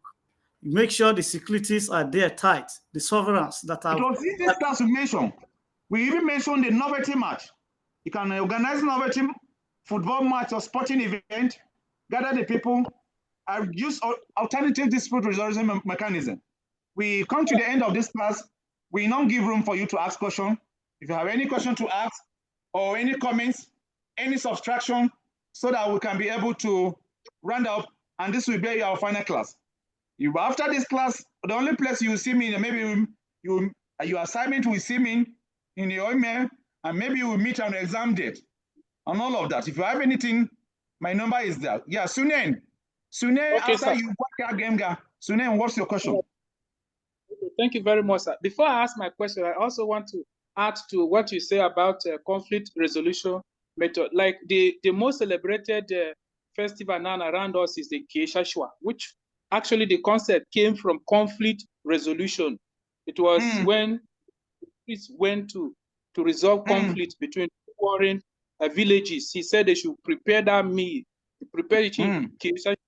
So when the people ate, the two of them that were warring started saying, "Me mopana," and that was how that thing blew to what it is today. So I don't want to agree with you, like no match and those other kind of little things that can resolve conflict. Okay, now my question is, we have talked about NEMA, SEMA, and LEMA, breaking down and giving us their functions, how they are involved in disaster management. So what has been going on in my mind all through is, I don't know if you have said it and I was off network to hear.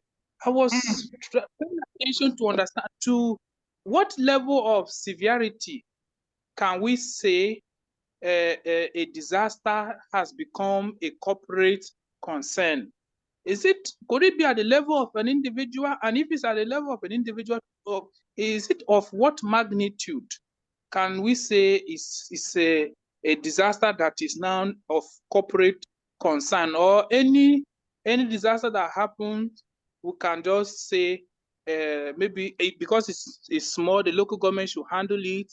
It has involved a large people, say the state should handle it, and then the federal government.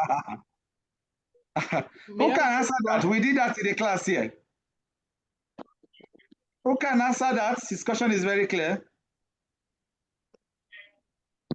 Yeah, hello, Who can sir. answer that question? Yeah. Once you answer. Hello, sir. I think let me attempt. Yeah, let me attempt. Okay. Yeah, my attempt is in this way, that he's asking of the severity or magnitude. I think in the class we discussed that we have this emergency management segmented at the 3 levels in the country: national, state, and local. Handling on emergency and disasters. It was taught in this class here. Can you see it on the slide? Yes. Yes, low magnitude, moderate, and catastrophe. So if it is on low magnitude. The next one is what? Yes. Can you see it? If it is on, yeah, that's the last one, catastrophic. Okay. Yobe, please read what is there. Wait. Yobe, can you read slide number 3? Let Yobe read it for us. Catastrophic magnitude and intensity emergencies. Example is massive fire and earthquakes with many casualties, hurricane, tsunami, Ebola, multi-agency coordination. Okay. Activate unified coordination with multiple agencies and stakeholders. Very good. Federal assistance, request federal aid, responses, and resources through declared emergency or disasters. International, seek international assistance through established framework and long-term recovery planning. Recovery planning. Initiate planning for extended recovery. Okay, read number 2 again. Go into number 2. Moderate magnitude and intensity emergencies. 1. Regional response. Activate regional emergency management teams and resources. Fire in high-rise building with some parties. 5.5 earthquakes. Okay. 2. Mutual aid agreements. Leverage agreements with neighboring jurisdictions for resource sharing and collaboration. Example, NEMA, North Central Office. 3. Emergency Operations Center. Activate Emergency Operations Center activation. Establish a centralized coordination hub. Example, EOG. Yes. In Abuja, Lagos, Kaduna, Nigeria Red Cross. Last but not the least, leave this one. Low magnitude and intensity emergencies. Local response.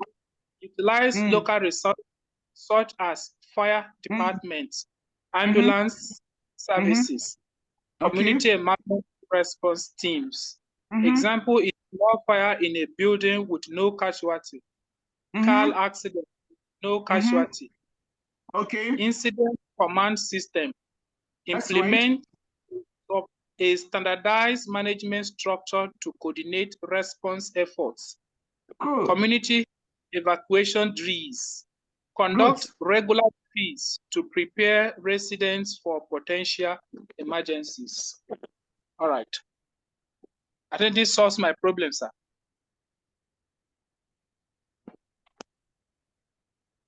It was not a problem, my brother. You were just seeking to understand. That's to take cognizance of that. I love that kind of question. I wanted people to know the differences and when it should be. Yeah, Gwakia Genga, your question, please. After you, Emmanuel Tete will come back to you. Your hands is up too. We answer every question. Good afternoon, Any sir. questions you have, ask now. Good afternoon, sir. Good afternoon, sir. Sir, my own, I'm confused concerning the DRU, that is Disaster Response Unit, that comprises of the Joint Task Force Center in Defense Headquarters. So I'm confused. What is happening? That the response unit that are outside there, I never one day heard that they intercept the Fulanis and collected their arms and ammunition. What you hear that they intercepted the bandits. When you read the news, you discover that are the indigenes that are trying to protect themselves or to protect their ancestral homes. So what is happening in that area?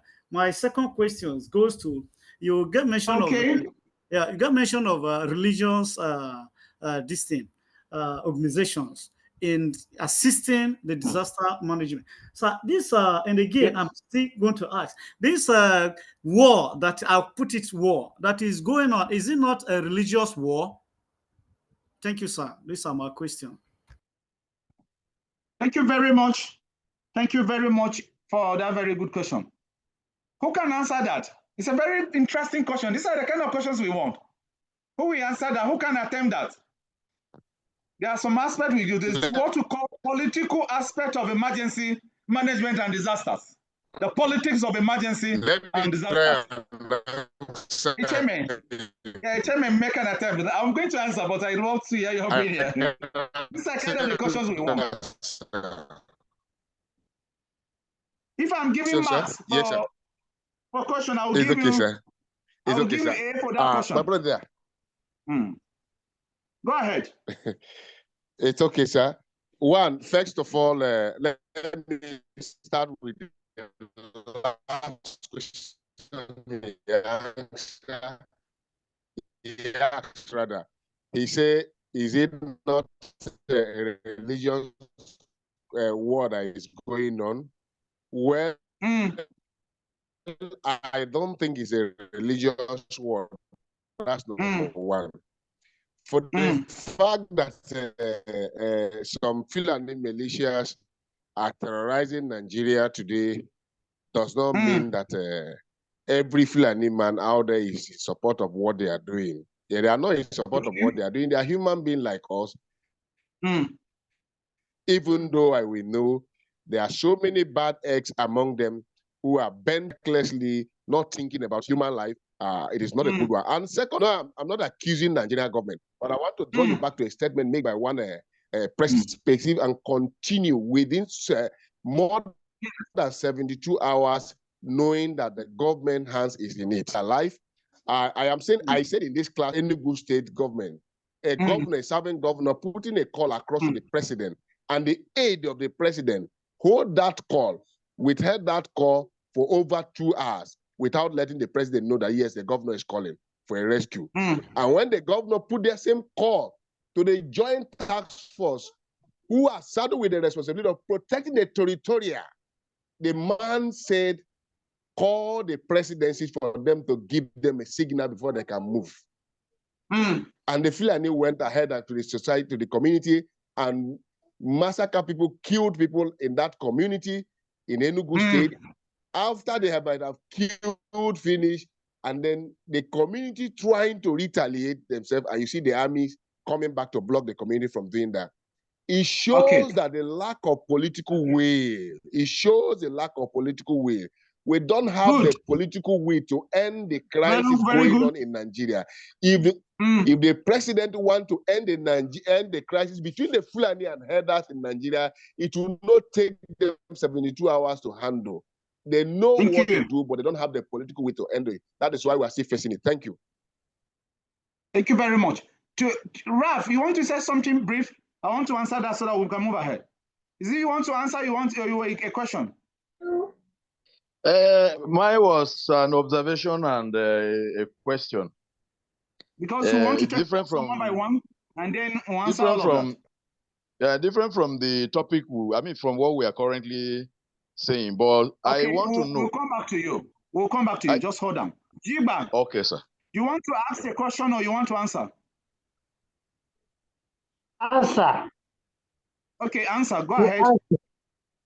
I am interested in the other part. Why, if they intercept, they have never intercepted Fulani people. The idea behind that. Let's not waste time on that. Let me answer so that we'll move ahead and answer some questions. Now, get it clear. In emergency and disaster management, remember, why did I say that the response and then the evacuation and assessment should be within how many hours? Response and evacuation. I mentioned that I should be within how many hours? 24 to answer that. 24 to 48 hours. 24 to 48 hours. Now get it.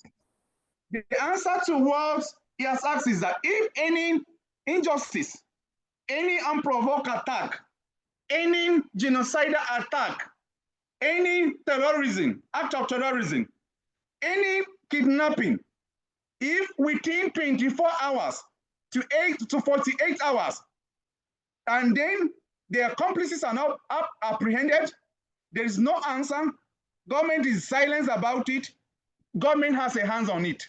Take it away from today. It was General Sani Abacha, of the blessed memory, in the security network and the apparatus of all of this that stated that with any security, any issue of terrorism, any kidnapping, including the one that happened in Yerowata, in Bokos, in Mekwa, and all of this, if it has happened and it's more than 24 to 48 hours, there is no statement, the disaster response unit, including those ones we mentioned from the military, the Navy, all of this, they are accomplices. That's part of the conspiracy. Get it today, know it today, and know it peace, and no peace for that.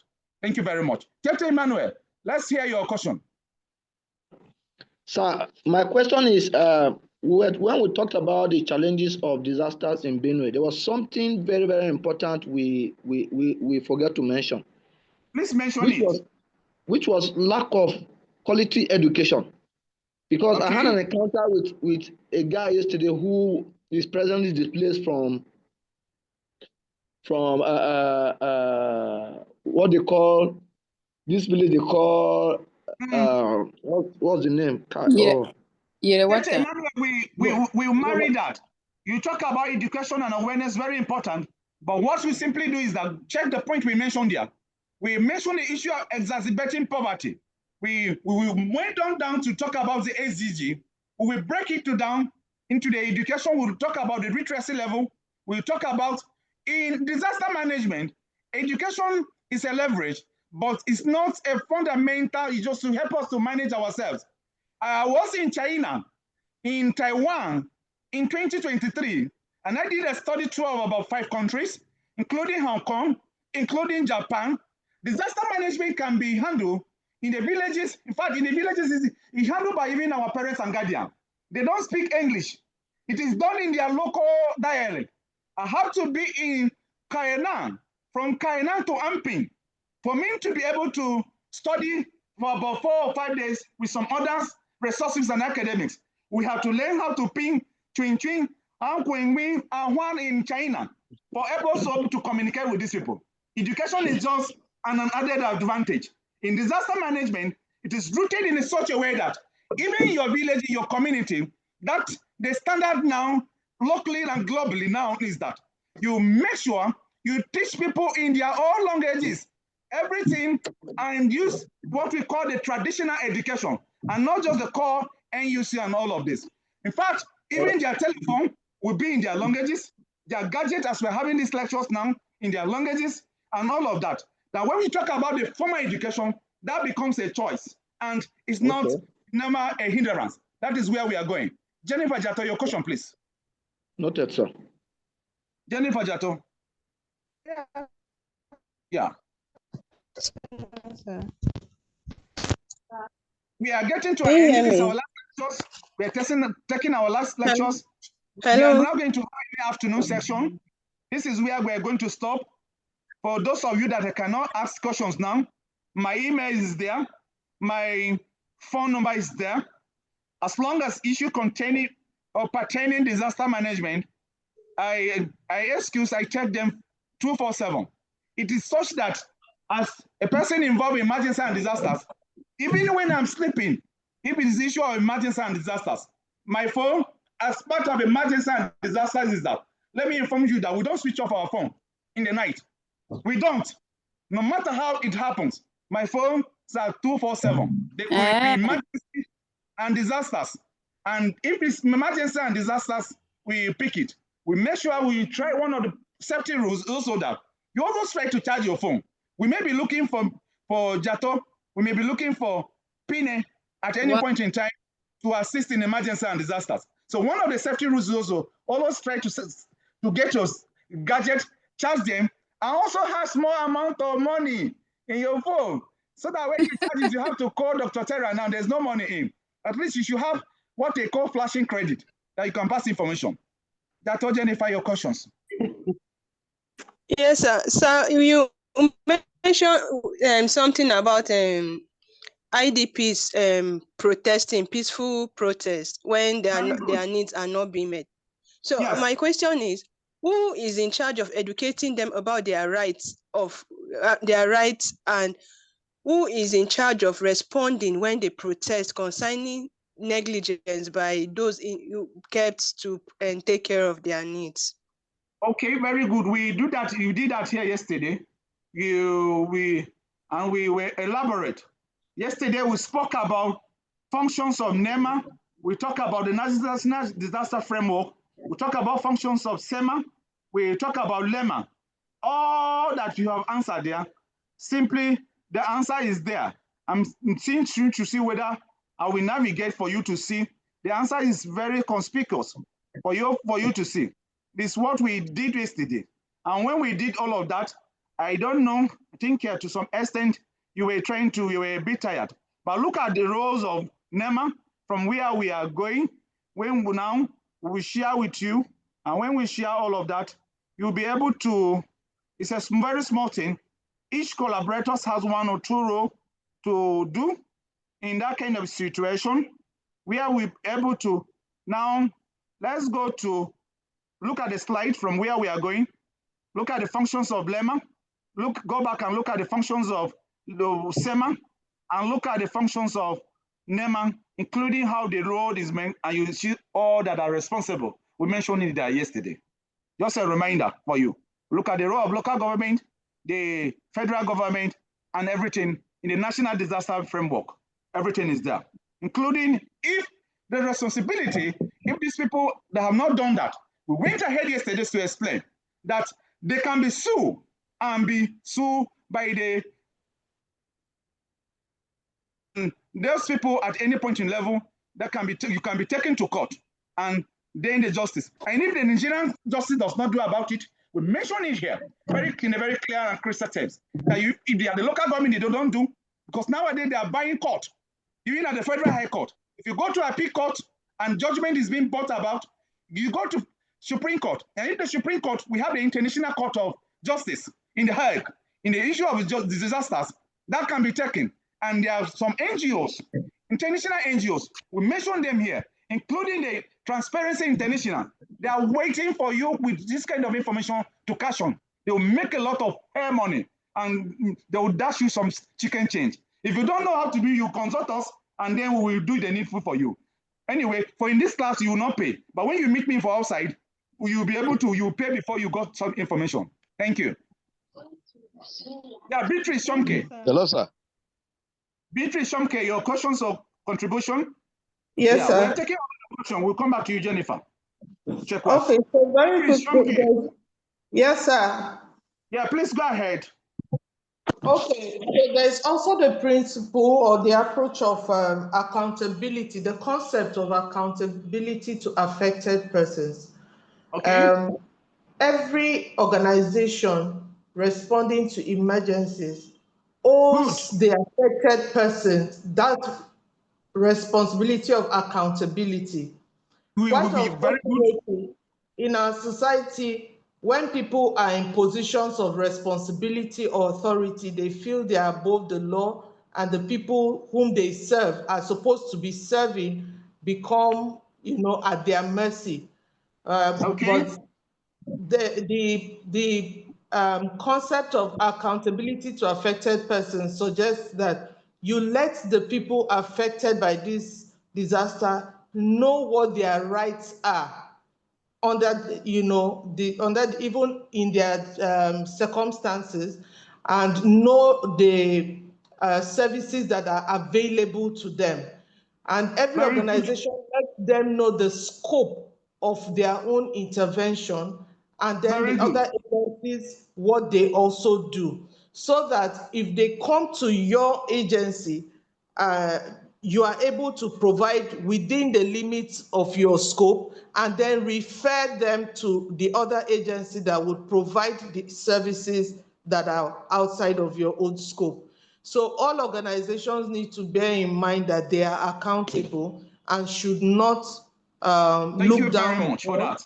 That is good. Remember, we mentioned it here yesterday that if they don't do that, what you simply do is that they have some bilateral relationship, including Benue State government here, including the local government. They depends on such of this agency. Just inform us, inform the NGOs. It will be cut off, and they will be there begging for you. I'm telling you that most of what is happening, the survivor is on such. There are nowhere to hold them, and that's going to be done. And this is part of why the Institute of Procurement, Environmental and Social Standards is embarking on this training. Jennifer Chekwa, your question, please. Okay, thank you very much, sir. Okay, so when you made mention of your phone number always being available for anyone to call, that took me back, because I've always been wondering, okay, apart from this lecture, I wouldn't have known that I have somebody to call in case of emergency. Because like in other countries, I think we have a centralized number, like we have something like 911 that you can always call. So do we have it here in Nigeria that we don't know? And then what are the agencies that are in charge of this? Okay. Thank you very much, Jennifer. Let me put it to you this way. If you go to the Federal Road Safety Calls, they have their emergency numbers. If you look at their cars, the numbers is also written there. And then when you move to the Federal Fire Service, they are also supposed to be there. The Ministry of Humanitarian Affairs, even the police, Nigerian police that we say, police is your friend. The numbers are there. The National Security and Civil Defense Corps, we don't have a centralized number because of the many factors because of the reasons best known to as a result of the challenges we mentioned earlier, lack of coordination. So you remember, I told you that one of the basic challenges we have is this lack of coordination between the agency, including NEMA, SEMA, really talk of FEMA, working together. And then there's also that kind of intersectoral hindrance, barriers within. Everybody showing up, everybody wants to be in charge, everybody wants to seem to see the person working, everybody wants to take away the glory. But in all of these agencies, most of you, just like we mentioned, you'll be going on IT. The reason for this is that why the program is designed is for you to see practical issues. Most of you already know, most of you are already aware, you'll be able to know. If you go to Ministry of Information, there are also some numbers there. If you go to National Orientation Agency, they are supposed to intermit in local diary, making them available even at the parts of National Union of Road Transport Workers. That is where you have in all this transport you are entering, even in buses, it should be where you see everything. They are supposed to be able to see them in roundabout. That is how it's done in developed society. And not only that, it is also build on your telephone. Check on your telephone. You work with the NCC, Nigeria Communication Commission. It's part of the law. In your phone, when you buy, there are some basic numbers that are in. Only that we have those kind of challenges in the country. Elsewhere in the developed country, once you just get in, it pops up. If there's any issue, you call and they respond. There's a kind of connect. Everything is being coordinated and recorded, just like these lectures we are in now. It is being recorded, transmitted, and there are some monitoring and evaluation people that will have to monitor and evaluate. It's also that after these lectures, there will be a form will be sent to you. A link will be sent to you for all the courses for you to evaluate the courses. Part of this is that you make your input, you make contribution. In this course, this is what I like. This is what I don't like. I want this, this, and this, and this to be included like this. And your opinion at the end of the day will be respected. But we feel that together we'll be able to get there. That is one of the reasons. And then another thing is, are you ready to follow safety rules and implementation? I just did short one here that as students, as practitioners of emergency and disaster management, can you leave your phone 24 hours? My wife, my relations, my coordination, those I work with them, they know that, oh, if there's any issue, call Dr. Teran. He will pick, even if he's sleeping. And that's how it should be. Are you ready to do like that? Are you ready to be part of the situation? Are you ready for us to manage emergency effectively? It's a collaboration for all of us. Are you ready as an individual to champion and come up with an NGO that will have a central number that will register and be connected to others? It is where we also can also bring solution and have our contribution for the job. And together we can have a better society and emergency. Komadem Busu, over to you, please. Komadem Busu, let's go to Komadem. Her hands have been up before we continue. Okay, thank you, sir. Yeah. So we've been talking about the rules of the NEMA, the SEMA, and the LEMA, and the rest. So Yes. my question is that this vulnerable people, is there any laid down rule for them to follow? Like, is there a structured principle for them also, or they're just supposed to be there and just live their life like that? That's my question, sir. Komadem Busu, NEMA, SEMA has the modus operandi.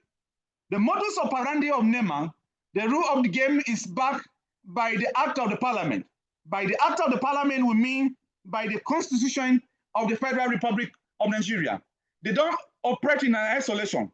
They are not in a garage where they will operate, I like this, I don't like this, I do anything like a lackadaisical attitude. No, it cannot be done in that way. They are not in Banana Republic. They are not neither in Iran or Kuwait, where a lot of things in the Middle East are turning upside down. NEMA operates strictly under the basis of the rule. And by the time you break the rule of the game, you have some aspect can be reported. You have where issues we mentioned in that area, that even in the camp, we should have a kind of grievance redress mechanism. We have box for those who cannot be able to air their view. They can drop a note there. We also have some, you should have basic issues available where such complaint.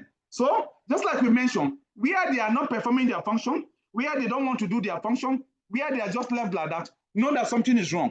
But we're working towards that, working towards trying to create a lot of awareness and making sure that they woke up there from slumber. The sleeping giant, you wake up. They are still sleeping for some time. And that is one of the reasons why the Environmental and Social Standard Framework of the World Bank, under the Environmental and Social Standard, brought up this program. And together, you bring in more ideas on how we can make emergency, we can make your home, make your community, make not just your community, Benue State, we can make North Central Nigeria and Nigeria and Sub-Saharan Africa. Thank you. Raf Teve, over to you for your question. Okay, sir.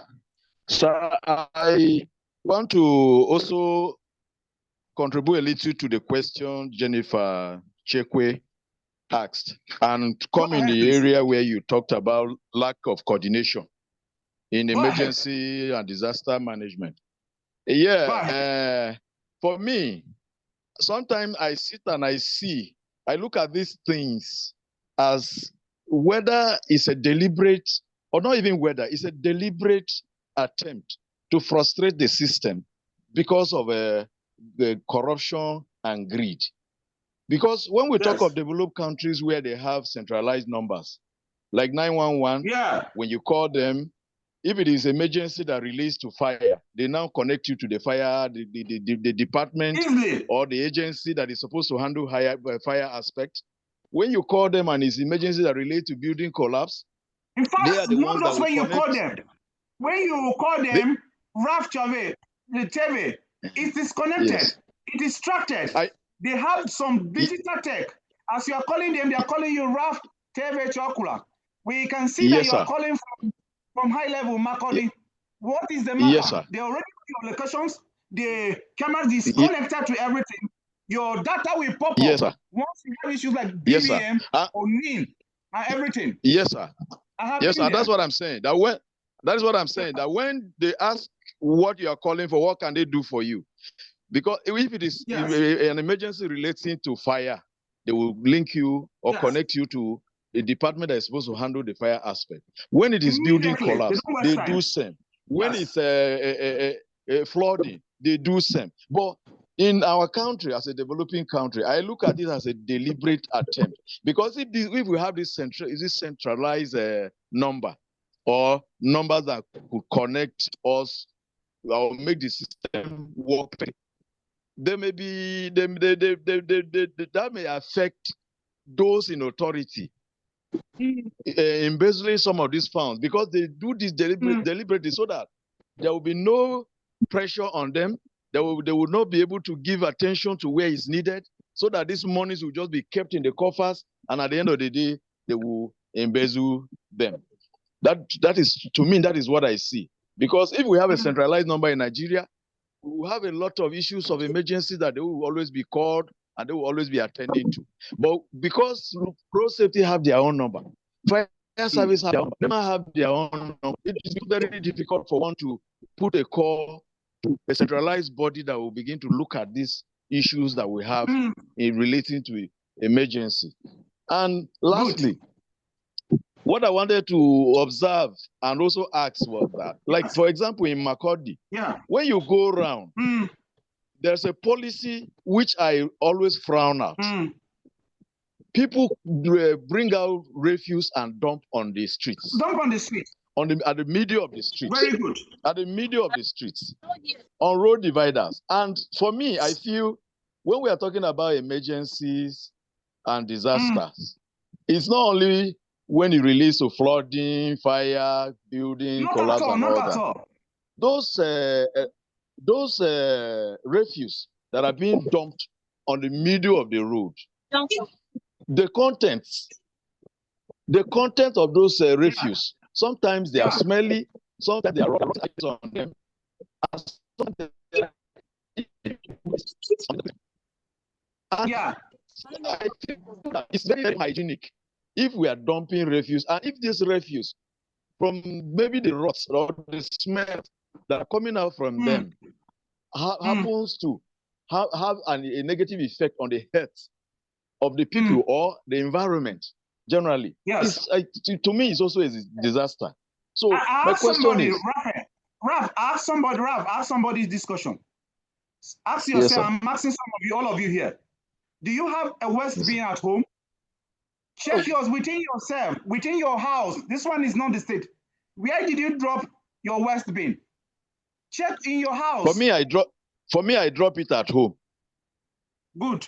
Where do you dispose it? It's a question that we have to reminisce. I dispose it.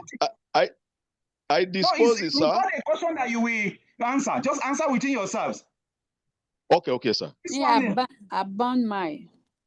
So check about that and all of that. These are the kind of question when we come to disaster management. Yeah, what game guy? You want to know something? Good afternoon, sir. Yes, sir. Yes. So I asked 2 questions. You answered one. Remain one. And again, I'm having disturbing, sir, concerning the war that is going on. Is it a religious war or how? That is the remaining question. And again, I have something that is still disturbing me in my local government. There's a heavy money that is going on there. And this money, the holes they used to create, sometimes water will accumulate there, and the water now from there will now overpower this thing, and the water will bounce out and begin to destroy houses. So who is in charge of that to control this? To answer your question, your other aspect, your question is whether it is a religious war or an ethnic war. Now, this is your answer. In a society, we are, for those that study the past of past inhabitants, I am also a scholar of indigenous people and those involved with the archaeological study of the past inhabitants, and we'll be able to do that right away from when you come out to, in the level of the undergraduate level, I teach national economy. And the national economy of you, for you to teach national economy, don't also forget I'm a production economist. How we do is that you look at the historical perspectives.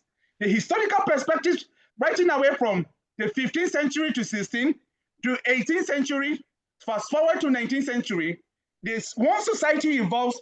There are a lot of dynamics a lot of dynamics that will evolve in the changing, what we call changing quenon. You will discover that each society, each time comes with a lot of challenges. In the 21st century, the kind of situation we have, as in terms of war, is what we call multifaceted. It's in terms of terrorism, it's in terms of banditry, it's in terms of kidnapping, it's in terms of ethnic cleansing, in terms of religious. But most in all of this, a kind of even economic war, there's a kind of what we call a toga, wearing our legarian, a toga that is raised in the aspect of religion and culture. But then it is beyond that. So in essence, in summary, what we have is a kind of a multifaceted war that is not just about what we call religions. It's about what I call genocidal. It's what I agree with Professor James Otesayatse, that has to also do with land grabbing. We also have to do with a kind of making sure a lot of this, some of this issue. So it is multifaceted and not just about religion and ethnic cleansing. Thank you. Thank you, sir. Yeah. Thank you, sir. So what of the mining?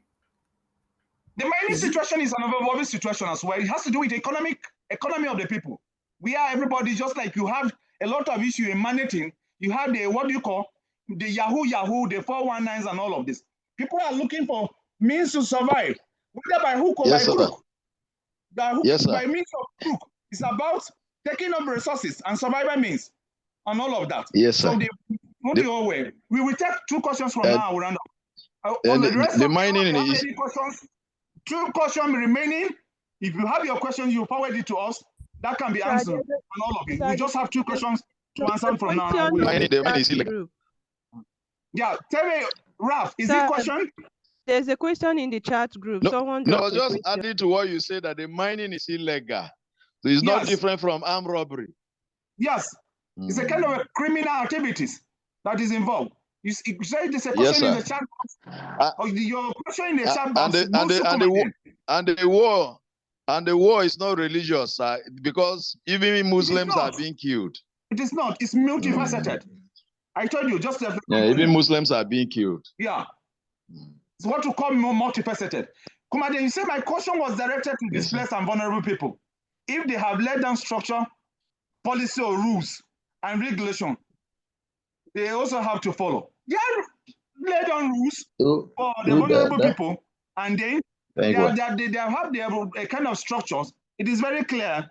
Go back and look at the rights of the victims of emergency and the disasters, and then look at also the role of humanitarian organizations and international organizations in the management of disasters in the national disaster framework. Everything is stated there. What I gave you is just a mere summary. The national disaster framework, that document is bulky. When we were comparing that document or writing it, putting it as a policy, I think if I have to give it to you, most of you will not be able to do. I think it's almost like 568 or 69 pages or so. It's online. Go back, just Google. How do you Google? Say, let me Google the National Disaster Framework in Nigeria and how it operates. It covers the displaced individual, the vulnerables, it covers the children. Focus on just the vulnerable, you see it. The marginalized, you see it. Elderly persons 65 years and above, you see. Orphans, those that they don't have what you call, they are even including the Amajiris. Not just the Amajiris. We'll talk about destitute. It covers the destitute. This kind of people, they don't have anywhere to sleep. They don't have houses. This is also another kind of emergency and disasters, not the one most humble. All of that, Komade Mbusu, you will read in that document, and that will be done for you. The last question for the day. The last question for the day is coming from who? Or if there's any of this, we can be able to. Any addition, if there's any contribution, so that we can be able to. Hello, sir. Hello, sir. Last question. Sir? I'm seeing many hands. I'll take the last question from Pine Jemima Sewesi. Okay. Sir, my own is a request. Good afternoon, sir. Yes, let's hear from Mimi Pine Jemima. Then we can hear yours. Good afternoon, sir. Pine, go ahead. Good afternoon, sir. Good afternoon, Pine Sewesi Jemima. Thank you, sir. Mine is not a question, but it's a kind of session, sir. Thank you very much. You're welcome. I especially want to thank you for this, the concrete knowledge you have given to me, especially because without this lecture, I couldn't have understand a lot about emergency and disaster. Even things that they were unknown to me. With this, the help of this lecture, I have learned a lot through you. And I have to thank you for that, sir. Thank you very much. I normally off my phone thinking that there's no cause for alarm. But starting from today, as a student of this course, emergency and disaster, from this day, I will not off my phone, because for a disaster emergency to sustain, it must start from me. So I am part of it. So for this, starting from this day, I will stop offing my phone in the night. I will leave it, because I don't know who and who I may help through the call. Thank you very much. So thank you, sir. I appreciate you, sir. Thank you very much. Let me give you tips. I will give you one small tips. I put my phones on silent, and it doesn't blink. It doesn't blink more than 2 times, and that is why some of my close relations call me witch. Say this one, even if he's sleeping, you just blink. You just see like the second time, and when you wake up like a soldier man, very strong, no sluggishness. It's just a part of training. It's not that what my people call witch. No, you just train yourselves, and by the time you just put it like that 1 or twice, you just be okay. You have saved a lot of situation. You help a lot of situation, and it will be fine very well. Thank you very much. Waka, you wanted to say something? Thank you, sir. So, like me, I would like to get a hard copy of this lecture, textbooks, not handouts, sir. Is it possible? Okay. There are lots of information, all of that you can download on the internet. When you can download, say the National Disaster Management Framework, we have part of it, part of all of this. You will just lift them from there. You see part of that. NEMA, there are also some of the documents. The institute is working. I gave them some recommendation to do towards all of that. I don't know if you visit their library at the Institute of Procurement, Environmental and Sustainable Standard. I think there's some that I mentioned that are there. But we'll have a lot of issues online now. Now that we are in the Gen Z generation, where a lot of people want to use phones, computers, and all of that, we ensure that most of these are online. And most of these NGOs, most of them, there are also some functions are there. There are also some WhatsApp group that will receive information every day, now and then. There are also some radio station, or there are also some go on Facebook. You shall see some disaster site. They are reporting disasters every day within the locality and all of that. Thank you very much. Go again, guy. And for that, thank you so much, sir. We've come to an end of these lectures for today, and that's all we need to know about emergency and disasters. Thank you, Her Excellency Queen Afisat Mohammed. Thank you, Rosemary Edu. Thank you, Tete Emmanuel. Thank you to Pateso. Thank you, everybody that's been over there that we mentioned. Ralph Teve Chokula Mkem. You're welcome, sir. Thank you, Mkem Ozoma. Igba Mimido, you're welcome. The chairman, Comrade John Ode, Abu Wanda Kula James, Beatrice Shomke, Dondo Awashima. Thank you. And may God bless all of you. Bye-bye for now. Bless and this is thank you. Thank you very much. Thank you so much, sir. We make all of you. All of you, we call all of you. And we thank you. May God bless all of you. This is the end. We'll see you in your exams. Ensure you submit your assignment.